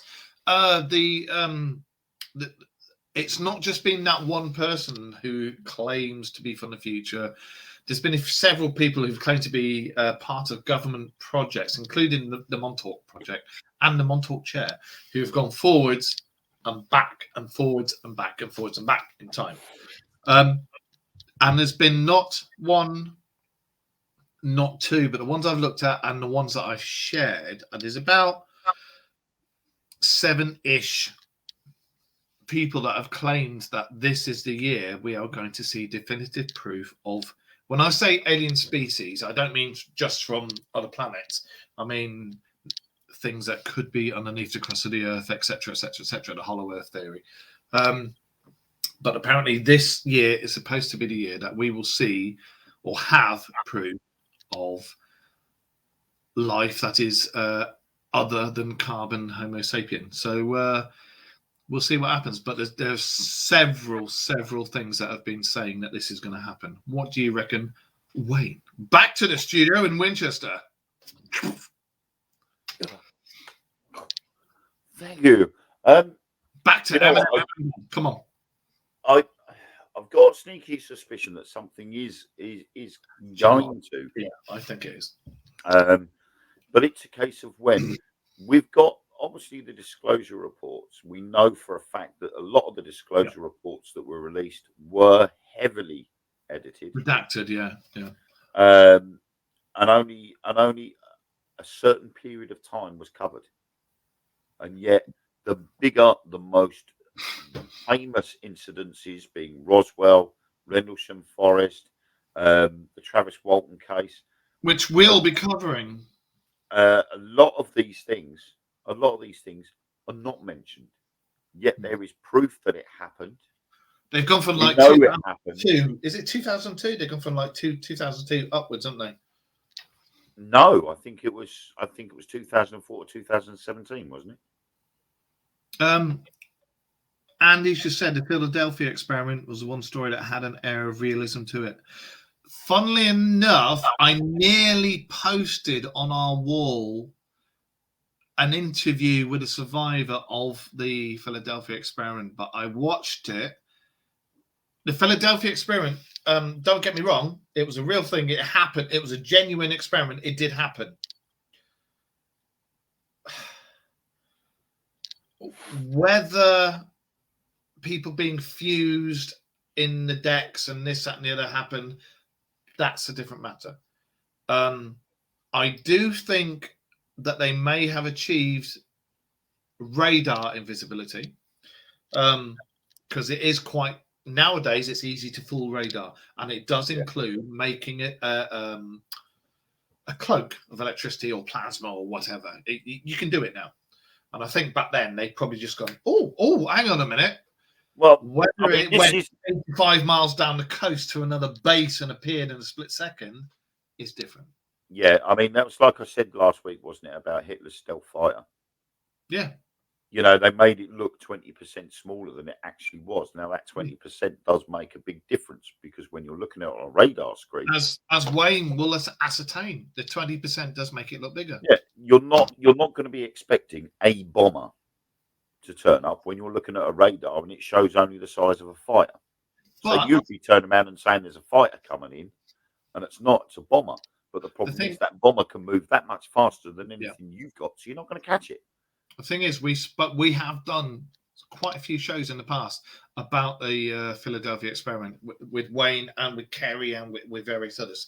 We've also done the Montauk experiment and the Montauk chair. And the Montauk experiment was run by the same people that ran the Philadelphia experiment. Yeah. Same people. I think with the Philadelphia experiment, when you read everything and you read the redacted FBI reports and CIA reports and this, and I've done a hell of a lot of research on both the Montauk and the Philadelphia. I have to, because we can't do the shows that we do without one of them knowing what we're talking about, you know, so have to do a lot of research. That's one of the things I was talking to Rachel about, actually. Rachel, my stunning other half, we were talking about is I have to do a hell of a lot of research, and I have to do a lot of research, I don't like saying it, but on the dark web, purely because if you do it on the normal web, as you've redacted, or it's bollocks. If you want to find the truth, go to the dark web, but obviously only go to certain bits. Don't look at other bits. Yeah, just literally stick with what you're looking for. I think the problem as well is obviously some people that are into science fiction and things like that, they know the film, The Philadelphia Experiment. Yeah, and they think that that's it, and it's not. Like you said, people being fused into the body of the ship is one thing, but when you look at the film itself, they've got to, if they're going to turn something like that into a film, they have got to have something within that film to keep you interested in watching it. They're not going to bring out a film that you're just going to watch the first 10 minutes of it and go, well, load of shit, and then turn it off. They're going to want to keep you there. So by sticking this extra thing in there, it keeps you watching it. I have a cat meowing at the doorstep. Hang on. Hang on. Oh. So like Mark said, you know, it's the actual experiment itself did happen, but whether or not people were actually fused into the bodywork is all pure speculation, because there is no actual evidence or proof that actually happened. And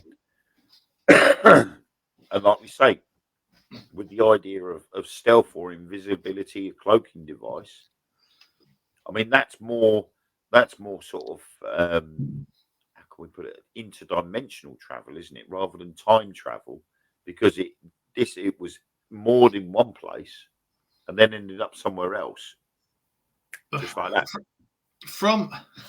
Just like that. From what I've read on certain reports that I no longer have and have been deleted, from what I've read of certain reports to do with the Philadelphia experiment and the Montauk project, the ship did genuinely disappear. A lot of people, and I mean a lot of people, I'm not just talking the people that were on the ship or the people involved with the experiment. A lot of people said that this ship appeared at the docks, like I think it was 85 miles down the way. And there are a lot of genuine people who said, yes, this ship was just suddenly there. Like 1 minute it's not there, we've gone da-da-da, and then it's there, like it had always been there. Yep. There are a few reports when you read them, and they talk about They don't talk about loads of people fuse into the decks. They talk about 1, 2, maybe 3 people where it happened. Yeah. And it was always the people that were near the high energy generators. It was just those people that got fused. And when you read that, and then you read the one about it disappearing, etc., etc., etc., I genuinely think they did make it disappear. Whether it was invisible just to radar or whether it was visible to eyes, I don't know. But either way, they did make it disappear. I'm not sure about it appearing 85 miles down the way. But I do know that high energy, especially plasma, can muck with atoms and fuse things. I mean, hello, a yellow fever inoculation did this. So when you think an injection did that, what's that going to do? Yeah, I think the reports. The problem with high energy and plasma, I think with biological entities, plasma would near enough disintegrate it rather than fuse it. It just came down to the carbon, and it was only the people near the actual whatever the hell the thing was that produced the output to make the shit disappear. Yeah, it was only that. But I think the film was a good tool to bring it into the public eye. But I will say, if you watch Philadelphia Experiment 2. Forget the guy coming out and seeing his great granddaughter and this, that, and the other. Forget that bit. But if you watch some of the bits going on in the background, and you see the CIA turn up, and you see what they're doing and this, that, and the other, that paints more of a picture of what actually happened in the original experiment. There is a Philadelphia Experiment -1. Really? Yeah, the Mary Celeste. Oh, the Mary Celeste, actually, there's another one, a ship that was found in the Antarctic with all the crew frozen, and they were all frozen in like as if something had gone, and they go, ah! And they're frozen. Yeah, but they were frozen. But yeah, but they were still present. But the Mary Celeste was found with no crew on board. Right, yeah. Yet they had all the tables set up and the food was out for a meal. And nobody there, and none of the records from the captain, none of it. Exactly. So, that's why I said it was like a Philadelphia Experiment -1, because it could have been something similar, like a time slip or whatever, and the physical entities were there. Were removed. Genuinely, like you and me talking, I know there's everybody watching, but you and me yapping, because we've spoken about this before, but I think the Philadelphia Experiment did happen. We know the Montauk Experiment happened. And we know the Montauk Experiment involved the same technology, involved making people invisible, and involved not time travel, but involved zapping from like a portal gate, wasn't it? It like put people from here and then zap people to the base on the moon or the base on Mars, whatever. What's your thoughts and feelings on the Philadelphia Experiment and the Montauk Project? Genuinely, I know we've said on the show, but. To be honest, I think, like you said, the Philadelphia Experiment happened, but whether it's 100% the way we've all been told about it is another case altogether, because we know what our governments are like. Yeah, exactly. They say one thing and they do another, and what we don't know won't hurt us. So they do things on the sly, behind our backs. And I wouldn't be surprised if the governments of the world have been testing things like that since the 50s and 40s. We know for a fact. Well, they have. They were messing about with atoms for a long time. Yeah. That's how we got the atom bomb.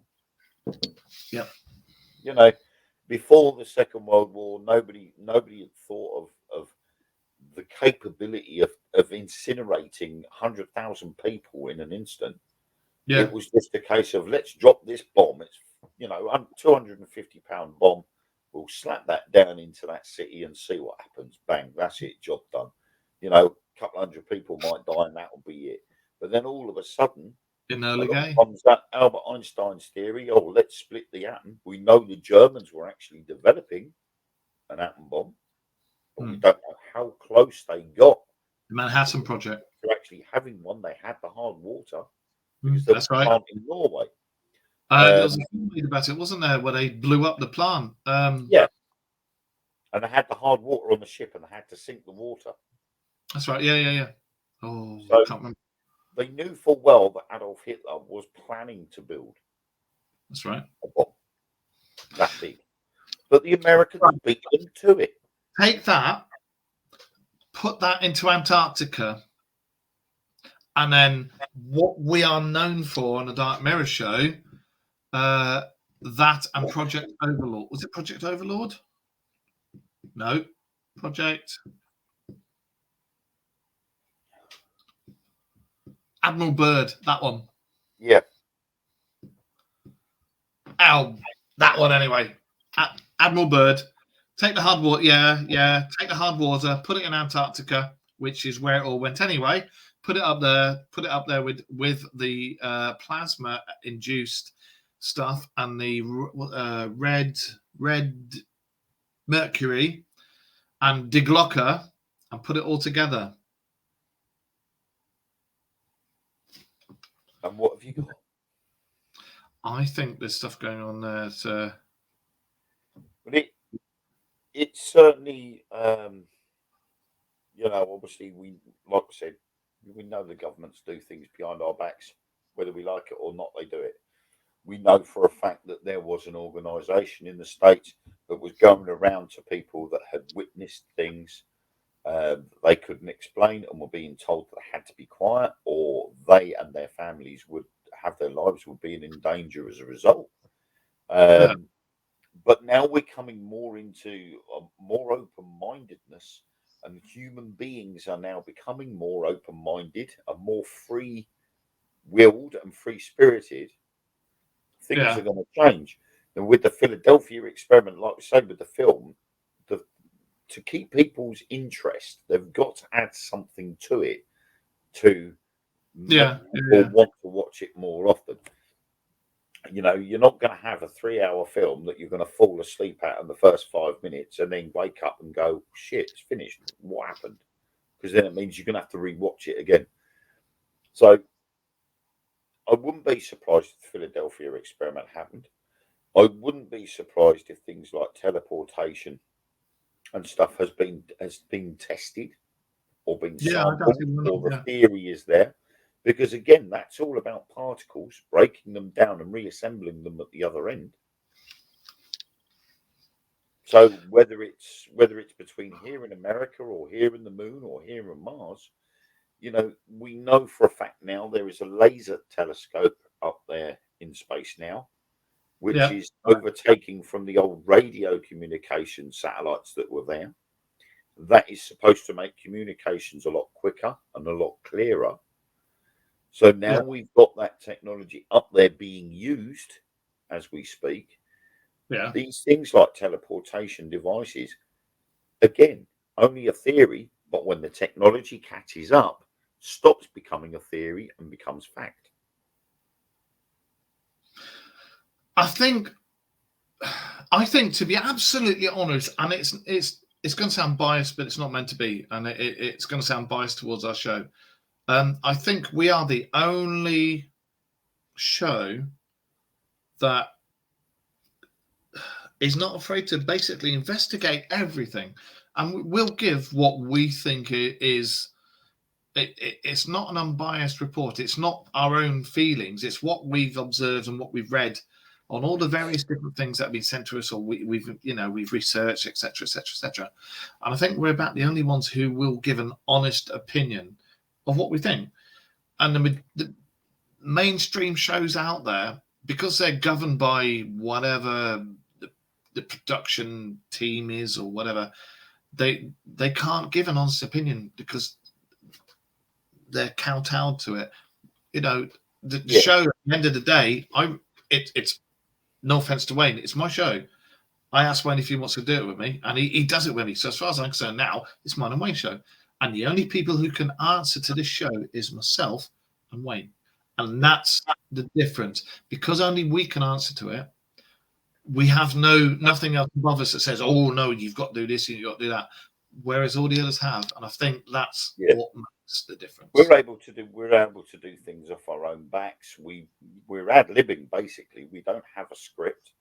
Yeah, no, we don't. Pick a subject and we talk about it. Yeah. And every week's the same thing. We end up going off on a tangent. We end up coming off course of what we're talking about, but we always end up coming back into it again somehow, one way or another. We end up going full circle, but we don't have to answer to anybody. There's no one above us telling us what to do, what to say, when to say it. And that's So we're nice. free to do what we want, when we want, and how to do it. Isn't it yourself with all the micromanaging and all the little things, little shows that go on, and they've always got somebody higher up saying, "Oh, you can't do that, you can't do that." Yeah. We don't have that. We talk to each other in the week and go, "Shall we talk about that? Yeah, we'll talk about it. Shall we? Is that going to offend? So what if it offends somebody? Right, fuck it, we'll talk about it." You know? Yeah. I mean, I've got it on. I'm part of a writers' forum, and they were saying that about releasing your books, and I'm like, someone posed the question, "How have you published your book?" And like a lot of the people are saying self-publishing, and I'm like, right, I self-publish, and the reply came back, "Why do you self-publish, and who do you publish with?" So I said, well, I use KDP on Amazon. I write all my books are all done through Microsoft 360 Word. I said, and they went, well, why do you use that, and why are you using that system? And I said, right, it's a simple answer to that. I write what I want to write. Yeah. I put it through 360 Word. That checks my spelling and my grammar. And then once I've read through it and I've double checked everything, I then submit it to Amazon. I submit the format that it needs to be in. I design my own book covers and I put that through the KDP system as well. Once that book is then finished and ready, I submit it to KDP Amazon and they okay it, and then it goes live for people to buy either in book or digital. I said the ultimate reason why I do that is because I don't want anybody else telling me how to correct my story. Exactly. I'm writing my books from my imagination and my heart. That's what I've put. I don't want an editor turning around and saying, "Oh, well, I'd get rid of that chapter because that don't make no sense or whatever," because they're not reading it the way I read it. They're not reading it the way a lot of the people that buy the books are reading them. And so therefore, I don't want somebody telling me how to alter my book, especially if I don't agree with what they want me to alter it to. So they've got an unredacted ghost story by me in its entirety, and that's it. Yeah. And I haven't got to answer to anybody else. The only person I can answer to is myself. And that's good. That's good. The show, this show. Before I asked Wayne if you wanted to come on, we used to have a list. What do you call it? A running order. We used to have a running order, and it'd be redacted, and it'd be changed, and it'd be this, that, and the other. And I've always wanted it to be more free flow. Yeah, more like we are now, because as you say, we don't have a script. We literally have a subject, and we go right, and we know our shit, and then anything we don't know about, we look it up, and then we talk about it in a week, and then we come on here and we talk about it, and there's no made up nonsense. There's no bollocks. It's literally stuff we know. And or stuff we've done from previous shows, and we'll talk about it. If we don't know what we're talking about, we'll say, don't know what we're on about. So, but what was the film where he went fake doggy pool and he was selling it from his coat? Top Secret, Val Kilmer. I just found it on one of the cushions.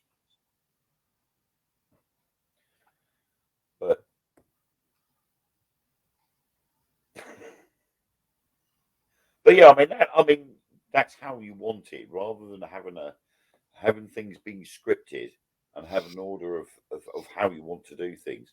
It's better to just pick a subject, discuss it, and then if you go off a kilter and you come back in again, and then you carry on, you go off kilter again and come back on again. You know, you sit there and you go, right. I mean, we did it to start off with. We said an hour. Yeah. And we had a different subject, wasn't it? But the different subject was boring, wasn't it? But the thing is where we've had everything scripted as such. Like we're going to talk about this, we'll talk about that, and we'll talk about that. We've got an hour. We limited So we ourselves. set that hour target, and then after that hour's finished, we're like, bloody hell, that went quick. Yeah. Whereas now, because we've not got that set system of how to do it, and we've just said, right, we'll talk about this, and then whatever happens with that conversation, we just let it ride. We're going for longer than an hour. And this is the whole thing with you guys out there coming into the chat room, interacting with us, because literally, as I say, every single show we do, there is, and as Wayne just said to you, there's no script. There is no script. We have no show notes. There's no script notes. I haven't got anything open anywhere that gives me any information. It's literally what we know. And if we're going to talk about a subject matter that Wayne or I haven't spoken about for say a year or so, then I'll get it up on a laptop and refresh my memory. But yeah, as soon as you read it, you go, oh yeah, I remember that. Like the Philadelphia experiment. Neither of us, look, this is the chat room. Neither of us has got anything here that tells us about the Philadelphia experiment, but it's what we've spoken about before. We know about it. We're quite good at it. Yeah, the Montauk experiment. I think we spoke about 3 months before Christmas, didn't we? The chair. Yeah. No. And now it's all sealed, supposedly sealed with concrete, but it's not, and we all know it's not. So, you know, it's we just do this stuff, and it's like we love doing it, and then at the end of the day, you listen to us guys waffle on. You just listen to us waffle on. You listen to us waffle on, but you have a laugh on the way. Yeah, and what we waffle on about, we know what we're talking about. So, you know, that's that. It is what it is. It is. And I think at the end of the day, that's the end of this show. Because I'm starting to fall asleep. I'm sitting there and I go, do you know what? I need a nap. What about you? To be honest, I'm sitting here. I've got my ring light behind my laptop that's absolutely killing my eyeballs. I've got my TV on blue screen for some reason. Oh, that's because it's on CITV, and obviously the channel's finished for the night, so the TV's just got blue. And of course, kids are in bed. Ellen's in the bath. Yeah. I just got to twiddle my thumbs until Ellen gets out of the bath. So it's just me here, I'm afraid. Just me, and Ghost is over there, and Yoda is upside down beside her. I don't know where Bob is. Yeah, just me. So, well, I mean, that's the thing. I mean, at the end of the day, we're just, you know, we're just sitting in our living rooms or whatever, and we're just chatting about a certain subject, whether we go off a sidetrack and talk about something completely different and then come back to it again. That's what it is. Yeah, exactly. And the thing is I've noticed from what we did, you know, with the different subjects in the hour at a time, as we just said, we had so much more we wanted to talk about. And then it's like now where we do get so much more we took to talk about, we don't have a script. We don't have a running order, show's running order. That's what I used to have. We don't have any of that. There's none of it. Everything that you hear us talk about and everything we come out with is just what we want to talk about. Yeah, ad-lib. There's no script, nothing.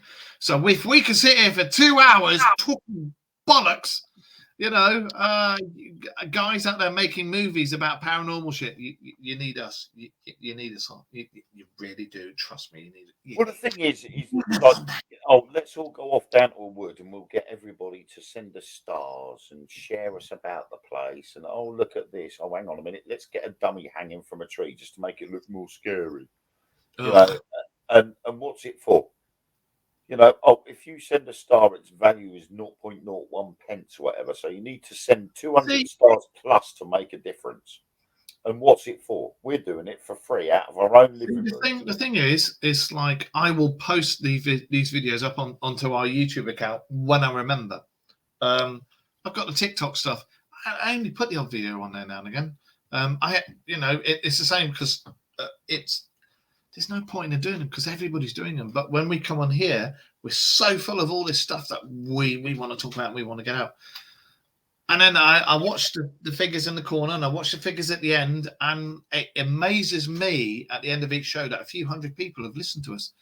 And I'm like, there's there's only a couple of people listen to us. No, there's actually quite a few people out there who like us and listen to us. And occasionally I'll get sent messages in the week saying, "Oh, what do you make of this?" or "What do you make of that?" And I'm like, "Oh, well, I'll tell you what, we'll talk about it at the end of the week." Honest, I don't even look at the figures. Figures don't interest me. I only do at the end of the week because this is all I have. I don't have any other stuff going on. I just have this. I get it with the Amazon stuff. You know, I'll look on Amazon to see what my ratings are regards to my book sales. But I don't purposely go down through all of the book reviews. I've asked people in the past if they could leave a review because obviously that allows my books to go further up the pages when people search for ghost stories or things like that. Yeah. So I ask people to read reviews, but I don't pile through every single review unless someone actually sends me, oh, I've left you a review. Here's the screenshot. Yeah. And then I might actually go onto the Amazon page and have a look. I'm not interested in all of the sort of, oh, you're as good as Stephen King. And I'm like, yeah, whatever. I don't see myself in that way, you know. Okay, yes, my stories come out of my head and I've put them onto paper and they're on Amazon for other people to read. That's it as far as I'm concerned. I get the pleasure knowing that people enjoy buying them, you know, reading the books. I don't make loads of money, and I wish that. Do you know, I would love our show to be literally taken on the road, and we're doing it on the road in various different countries, and we get invited. Oh, come and investigate, come and do this, come do a live, come do, and I'd be like, yes, and I would leave my job tomorrow to do it. Wouldn't you? If we got asked to take the Dark Mirror show on the road, wouldn't you be like, if we were approached by whoever, and said to us, we want you to go over to the States, hire out, we'll have a Winnebago for you. yeah. Bloody great camper van, and we want you to travel the paranormal highway, southeast to west in the States, and go to UFO hotspots, paranormal hotspots like down to Point Pleasant, Mothman Prophecies sort of area. Yep. And we want you to do this series, all expenses paid. I'll be like, sounds like a plan. Oof. I couldn't really quit. As much as you like. Okay. I can't quit my job because I ain't got a job to quit. Yeah. I can't quit writing because obviously I can write whenever I like. And that's where a lot of people think, oh, I don't get paid for any of the paranormal stuff. The only paranormal stuff Wayne gets paid for is when he sells a book. He doesn't get paid for any of the other stuff he does. Do you want to laugh? Do you want to laugh? Shall I tell you what my royalty fees are for one book? 10p? 69p for every £5. There you go. See? None of us make any money. But, and this is where it gets interesting, not one of my books is over £5. I've got to sell 2 books to make that 69p. So, and this is why I'm not interested in the fame and fortune. You know, people say on the writers' forum, people have said to me, "Well, why don't you get yourself an agent to push you to these publishers that will stick you into places like WH Smith and Waterstones?" I'm like, I don't care. I don't want all that. I would rather I write, whether it's 4, 80, 100 books, and I would rather do that my way, and people buy the books from Amazon or directly from me, than have a publisher, which would be nice if a publisher turned around to me and said, "We'd like to do a 6-book deal with you worth X amount, I'm then under pressure. I've got to work to their timelines. Then they're going to look over the book and they're going to go, right, we want to change this, this, this, and this. Yeah. But I've still got that same timeline. So I'm then having to work for somebody else. Whereas if I do it my way, I can release it as I want it in my time. And there's been delays with some of my books. There was a delay with Job Done. I wanted Job Done before Christmas. Didn't happen that way. But somehow, mysteriously, I've managed to finish writing the book. I don't remember how I finished writing it. But by the end of the month, it's going to be released. You know, it will be ready to buy. So, and that's because I've worked at my pace. I haven't worked at anybody else's. I'm not going to get any whoopee-doo amount of money from it. It would be nice to see my book in Waterstones or WH Smith in the best top 10 bestsellers. That would be nice. But I'm not going to worry too much about getting that special recognition for my book. And that was like one of my posts the other day I put on Facebook about the paranormal awards. I don't give a shit about paranormal awards. I couldn't care less. Do you mean with all the things that keep coming on saying vote for this, or this? And it's like, I'm not voting for any of them because I don't watch them or read them. No. Yeah. You know, I mean, I put it on my Facebook, the paranormal awards, and it was all best European, best North American, best South American, all this blah, blah, blah. And it wasn't until after I posted I realised I'd missed something out, and that was to put on there, why? Because we're all in this for the same reasons. Yeah. No one's better than each other. There's no experts.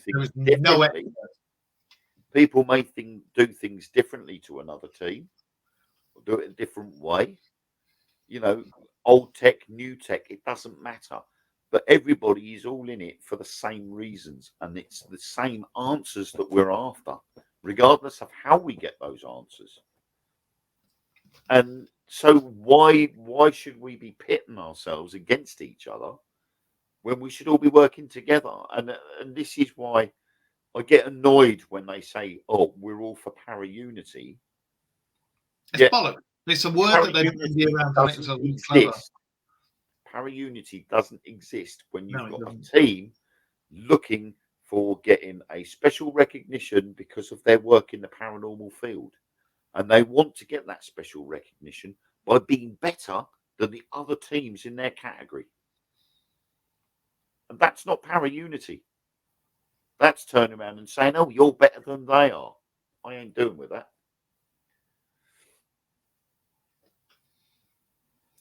Simple. Unfortunately, you get the likes of us who did little tiny show where we get a few hundred people listen to us and like what we say, because none of us make any money. We're not trying to make any money. We're not trying to get accolades. We're not saying we're experts. We're just saying we know what we're talking about. Literally, when each show we do, we know what we're talking about. And that's it. It's not. Yeah. I mean, you're going to pick a subject. You're going to we're not this, not that. We just know what we're talking about, and we like talking about it. You know. Yeah. And I think that's the difference. And you get the like of, I'm not going to mention names again, but you get the like of mainstream TV where people start off from humble beginnings and then they get really famous, and then they forget. They literally forget where they came from, what the humble beginnings were. And then people go, "Oh, but they're not bad people, but they're good business people." They may be good business people, but they turn into arrogant pieces of shit. And that's the thing, is when you forget where you came from, because people have gone, "Oh, you're awesome." As soon as you start thinking you're awesome and you're this and you're that, the shows change and your format and what people love about you goes. And that's what these... Yeah. I was always told that when you're on that ladder of success, make sure you remember everybody you pass on the way up, because if one of those steps goes, you're going to fall and you're going to pass everybody on the way back down. And you and I both know, again, no names mentioned, we both know people in the paranormal field who've gone from being friends to being famous or to being partially famous, and then they completely forget about everybody that helped to get them there. And then as soon as you go, oh, how you doing? They're like, no, don't want to talk to you, don't want to talk to you. And then their shows bomb, and then they're like, oh, how you doing? And then as soon as you go, Yeah, you want to know the other day.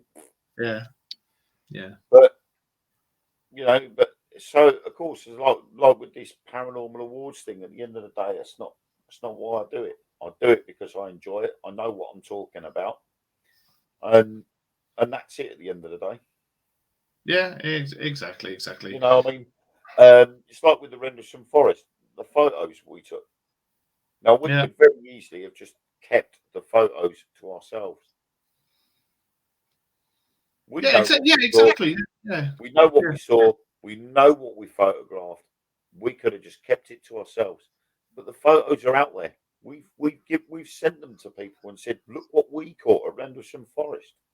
I did it at the Church Farm in Skegness with that shadow in the summer house. Yeah. You know, I've had to put my watermark in the picture to stop it from being shared about without my knowledge. But it's out there for people to see. I haven't turned around and said, well, you can have this photo, but there's a price tag involved. And that's the reason why we do it. We're not interested in the fame and fortune. If fame and fortune comes along, not necessarily fame, but fortune, if that was to come along, then that's a bonus. I was the same when I was in a band up until 2000. I enjoyed playing music. I enjoyed singing. And if we did a gig, singing. And we got 150 quid for doing it, then that was the bonus. I was out for 3 hours doing what I enjoyed. There's a certain and again, I won't mention names because some of these people's videos, if you get rid of the shit music, they've got good. You know who I mean? They've got good videos, but isn't it? Last year they brought out concise, like us. There wasn't bollocks. They brought out concise videos of, oh, we've been sent this, we've been sent that. What do you think of this? What do you think of that? What do you think of this? And then all of a sudden, these people start a band, and then their videos went from, oh, we've got this, oh, we got that too, oh, we got this, but look at our music. And then they do these videos, and they're not the best. No. Seriously, you get a big hairy dude who's just, and he's there, and he's gone, and you think it's going to be like Nickelback. You think it's going to be do do do do do, and then you hear, and you're like, whoa, what the fuck? I mean, I like to stick my hands in all sorts of pies, and I'll do all sorts. And I have produced my own music as well. But I've done my music is the likes of similar to Jean-Michel Jarre and Vangelis. It's mainly instrumental.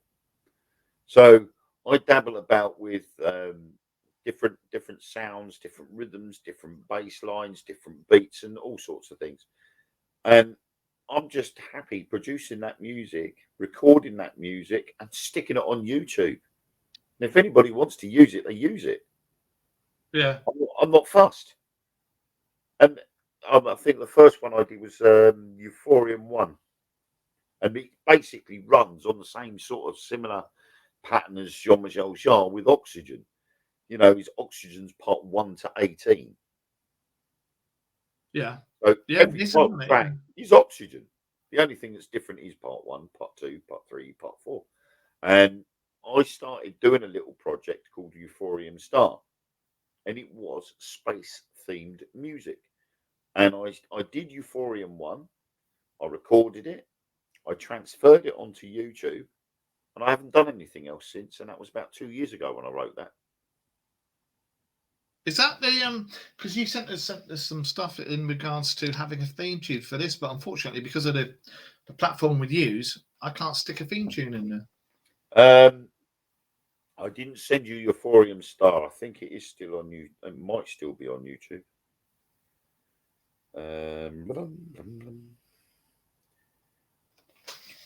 My channel.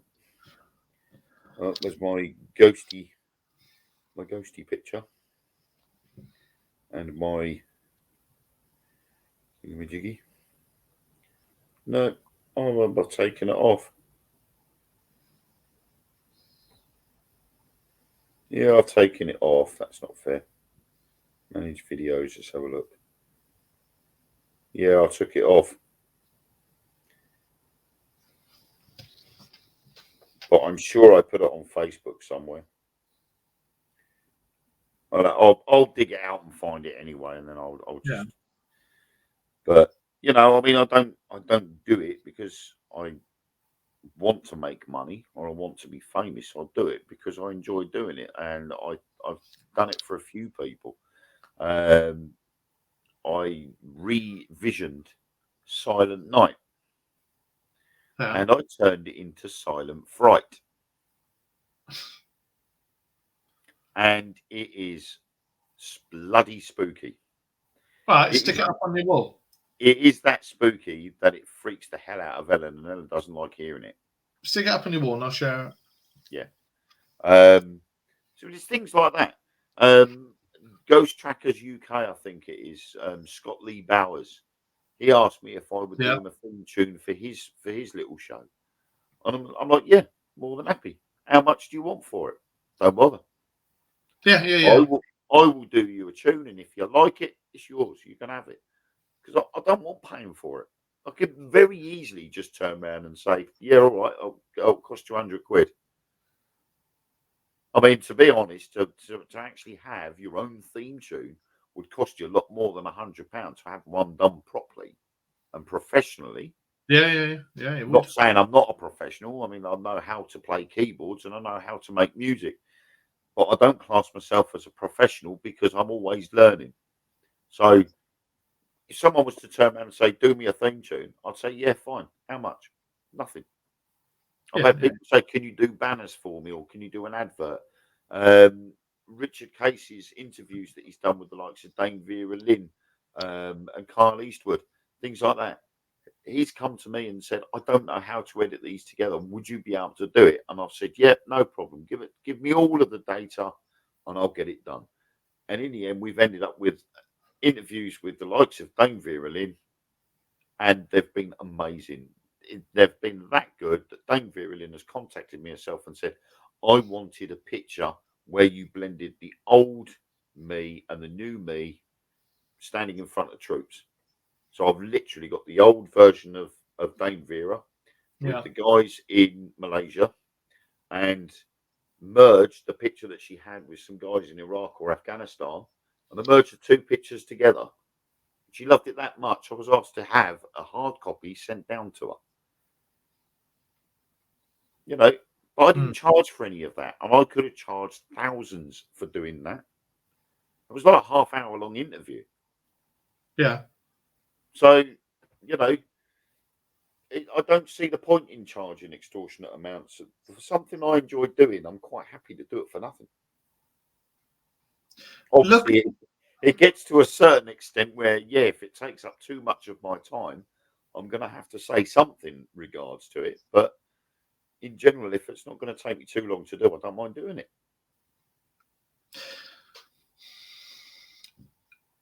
It's like I've been asked on a few investigations in the past, and I've been asked as a guest because of the show.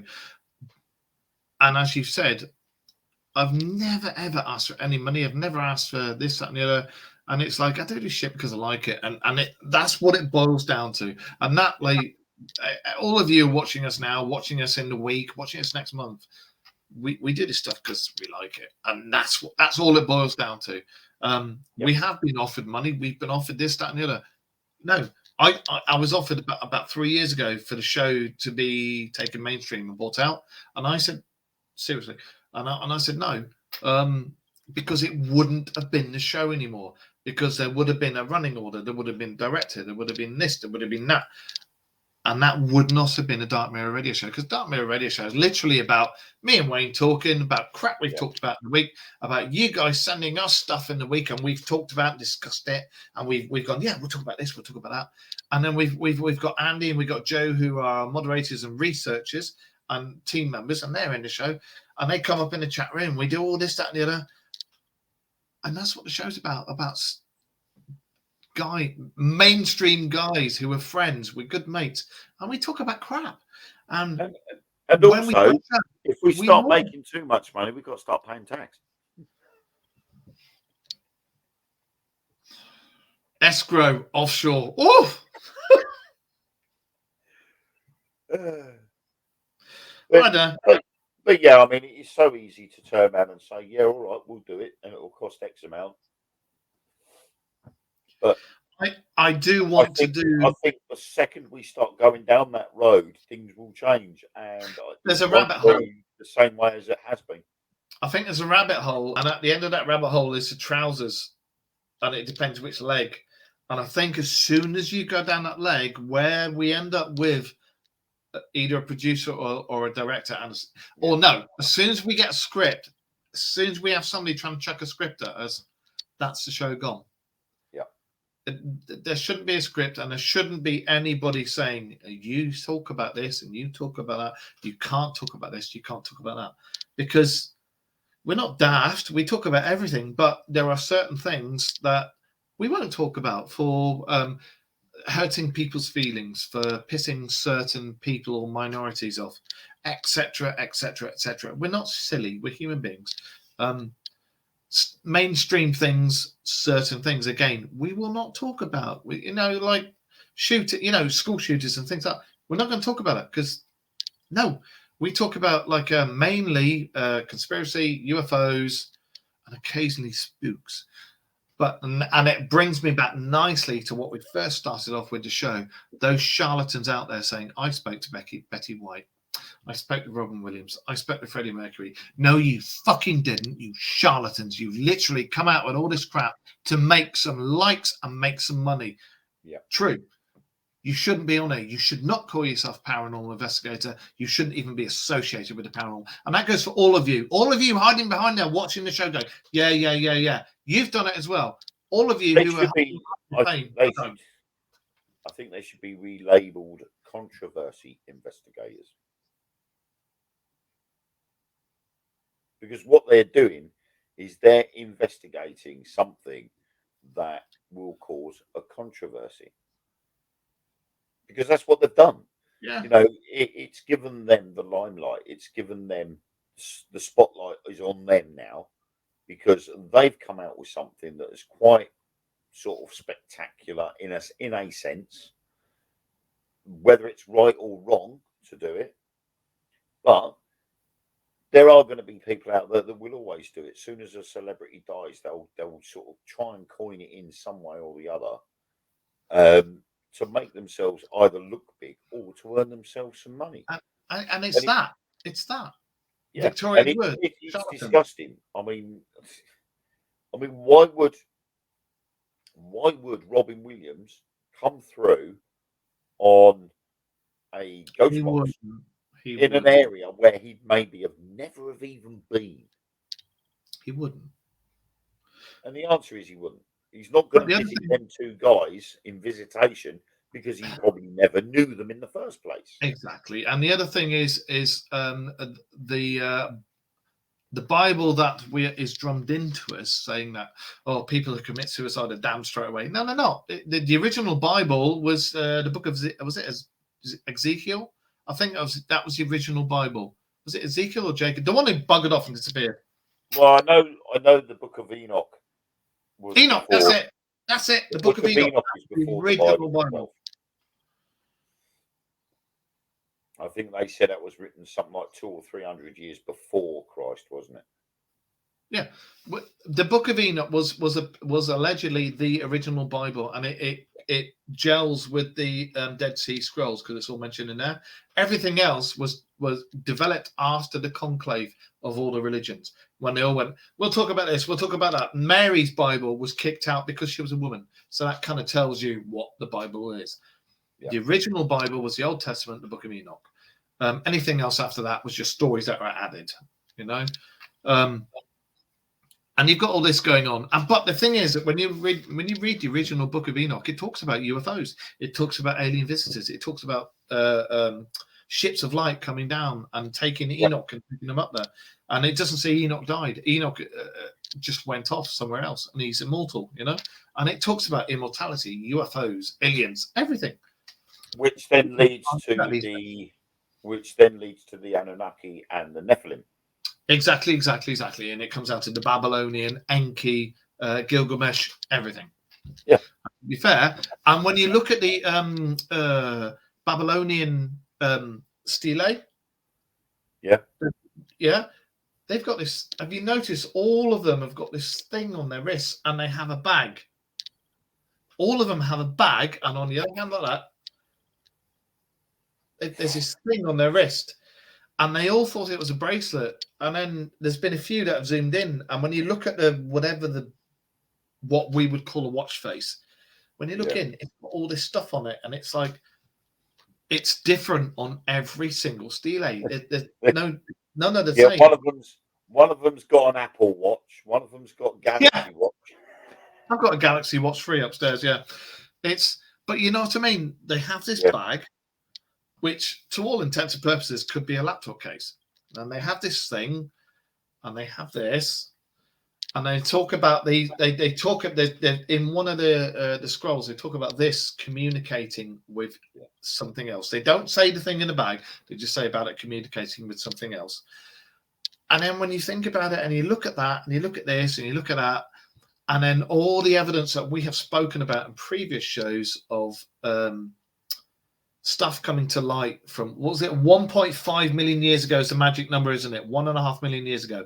Yep. 1.5 million years ago, we were here, but we were here way in advance of what we are now. And then we did a catastrophic event that wiped most of us out, but some of us managed to bugger off in a ship and go elsewhere. And that's where all the stems of religion come from. When they talk about the beam of light coming down, and the beings coming down, and the ships of light coming down, and the beings coming out of the ships of light, etc., etc., etc. And these are all from the Old Testament, which is the original Bible.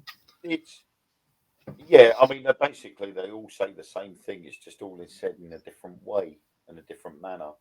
And it's like, what was it the other day? I was talking with I think it was my friends at Argyle Ghost Guides, and they were talking about different symbols. And I was looking through symbols, and I came across the swastika. Yeah, because that's a religious symbol. And that, again, I pissed myself laughing because I went, oh, look, there's the swastika. And my son went, oh, but that's Nazis, that's Germans. I went, no, it's not. I said, the swastika, although was taken on by the Nazi Party, and obviously nowadays we look at the swastika as a nasty thing, but they got it from the Buddhist religion. It's there as a symbol of goodwill and good health, and it's in the Hindu religion as well. And that predates Nazism. It predates anything that Adolf Hitler could have come up with. I said, so forget the swastika being an evil symbol. It originally started off as a good symbol. When you look at a lot of the old stuff, and I mean, look at the old gods. Do you remember one of the shows we did? We spoke about the old gods, and I said, isn't it strange how every single religion in antiquity had a Parthenon, and there was between 7 to 11 gods. You had a head god, and then you had other gods that were issued various jobs. Yeah.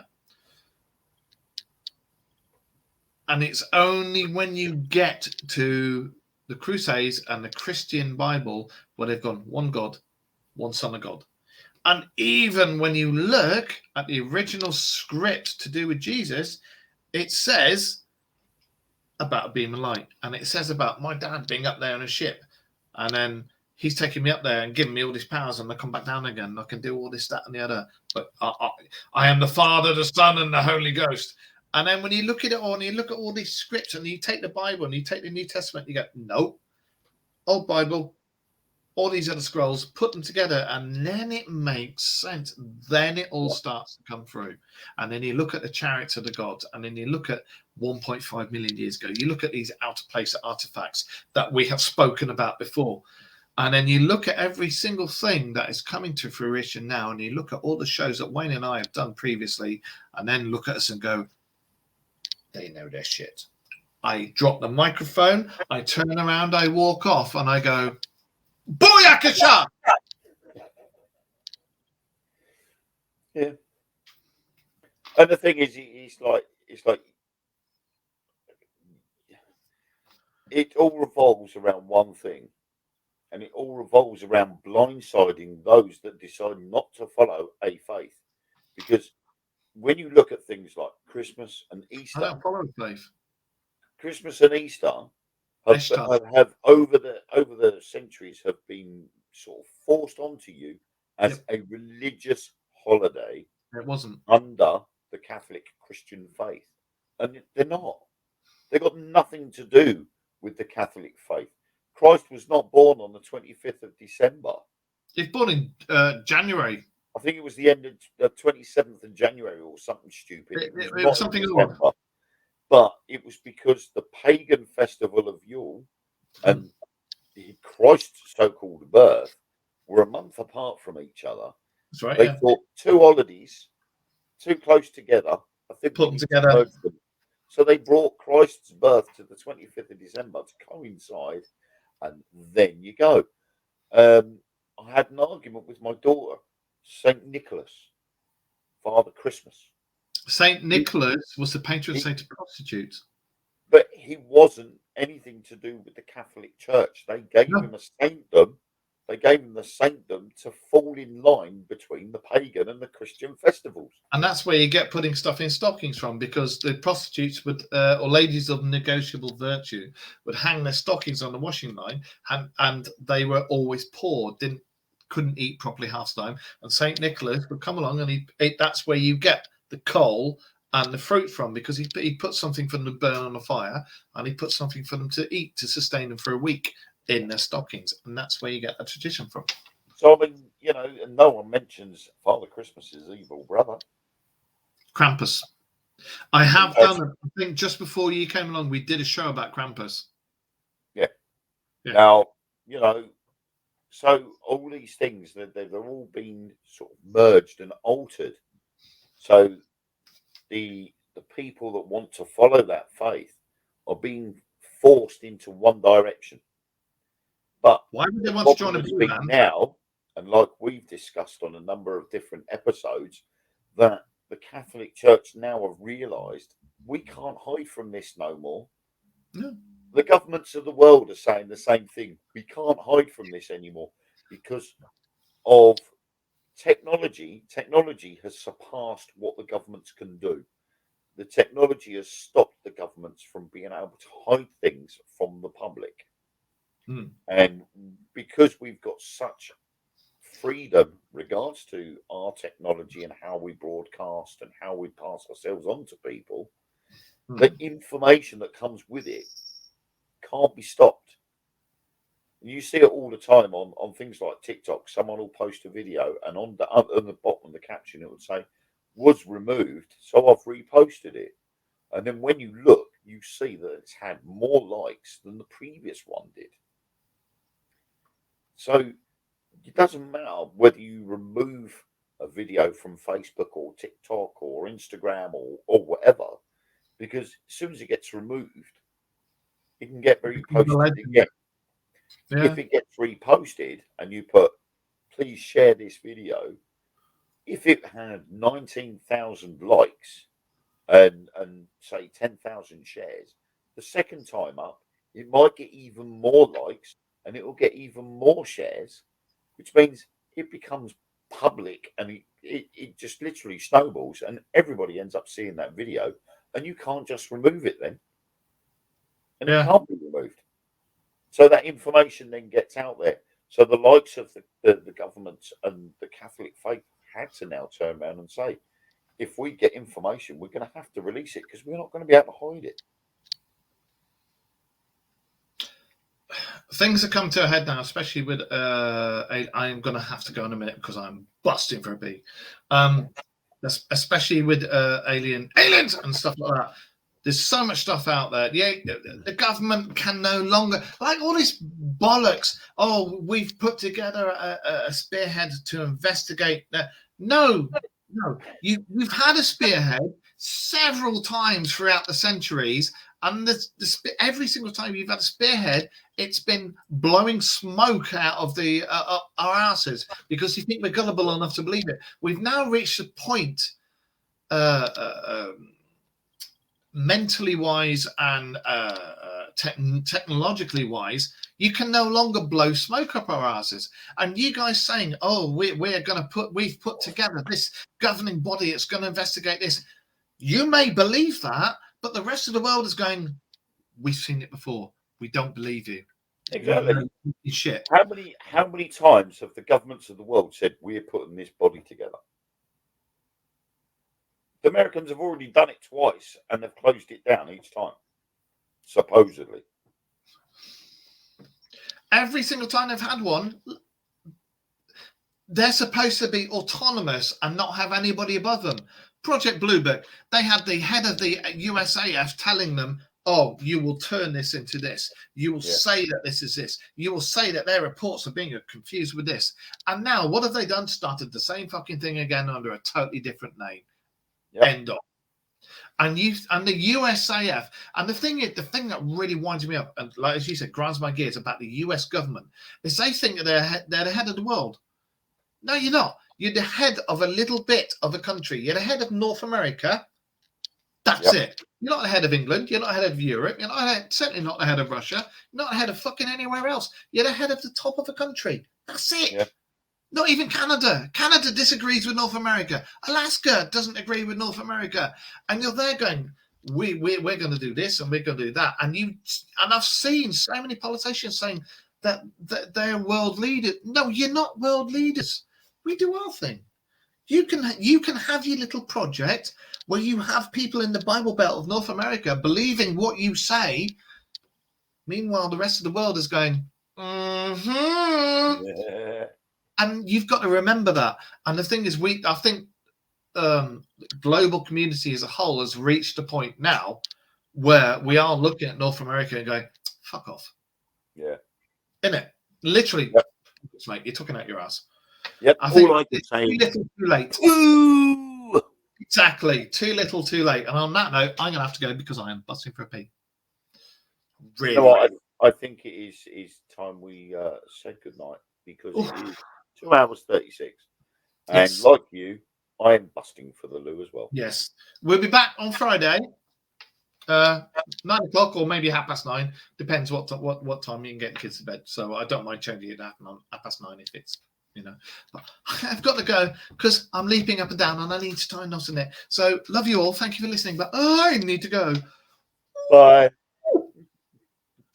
Oh, right. Bye. Oh.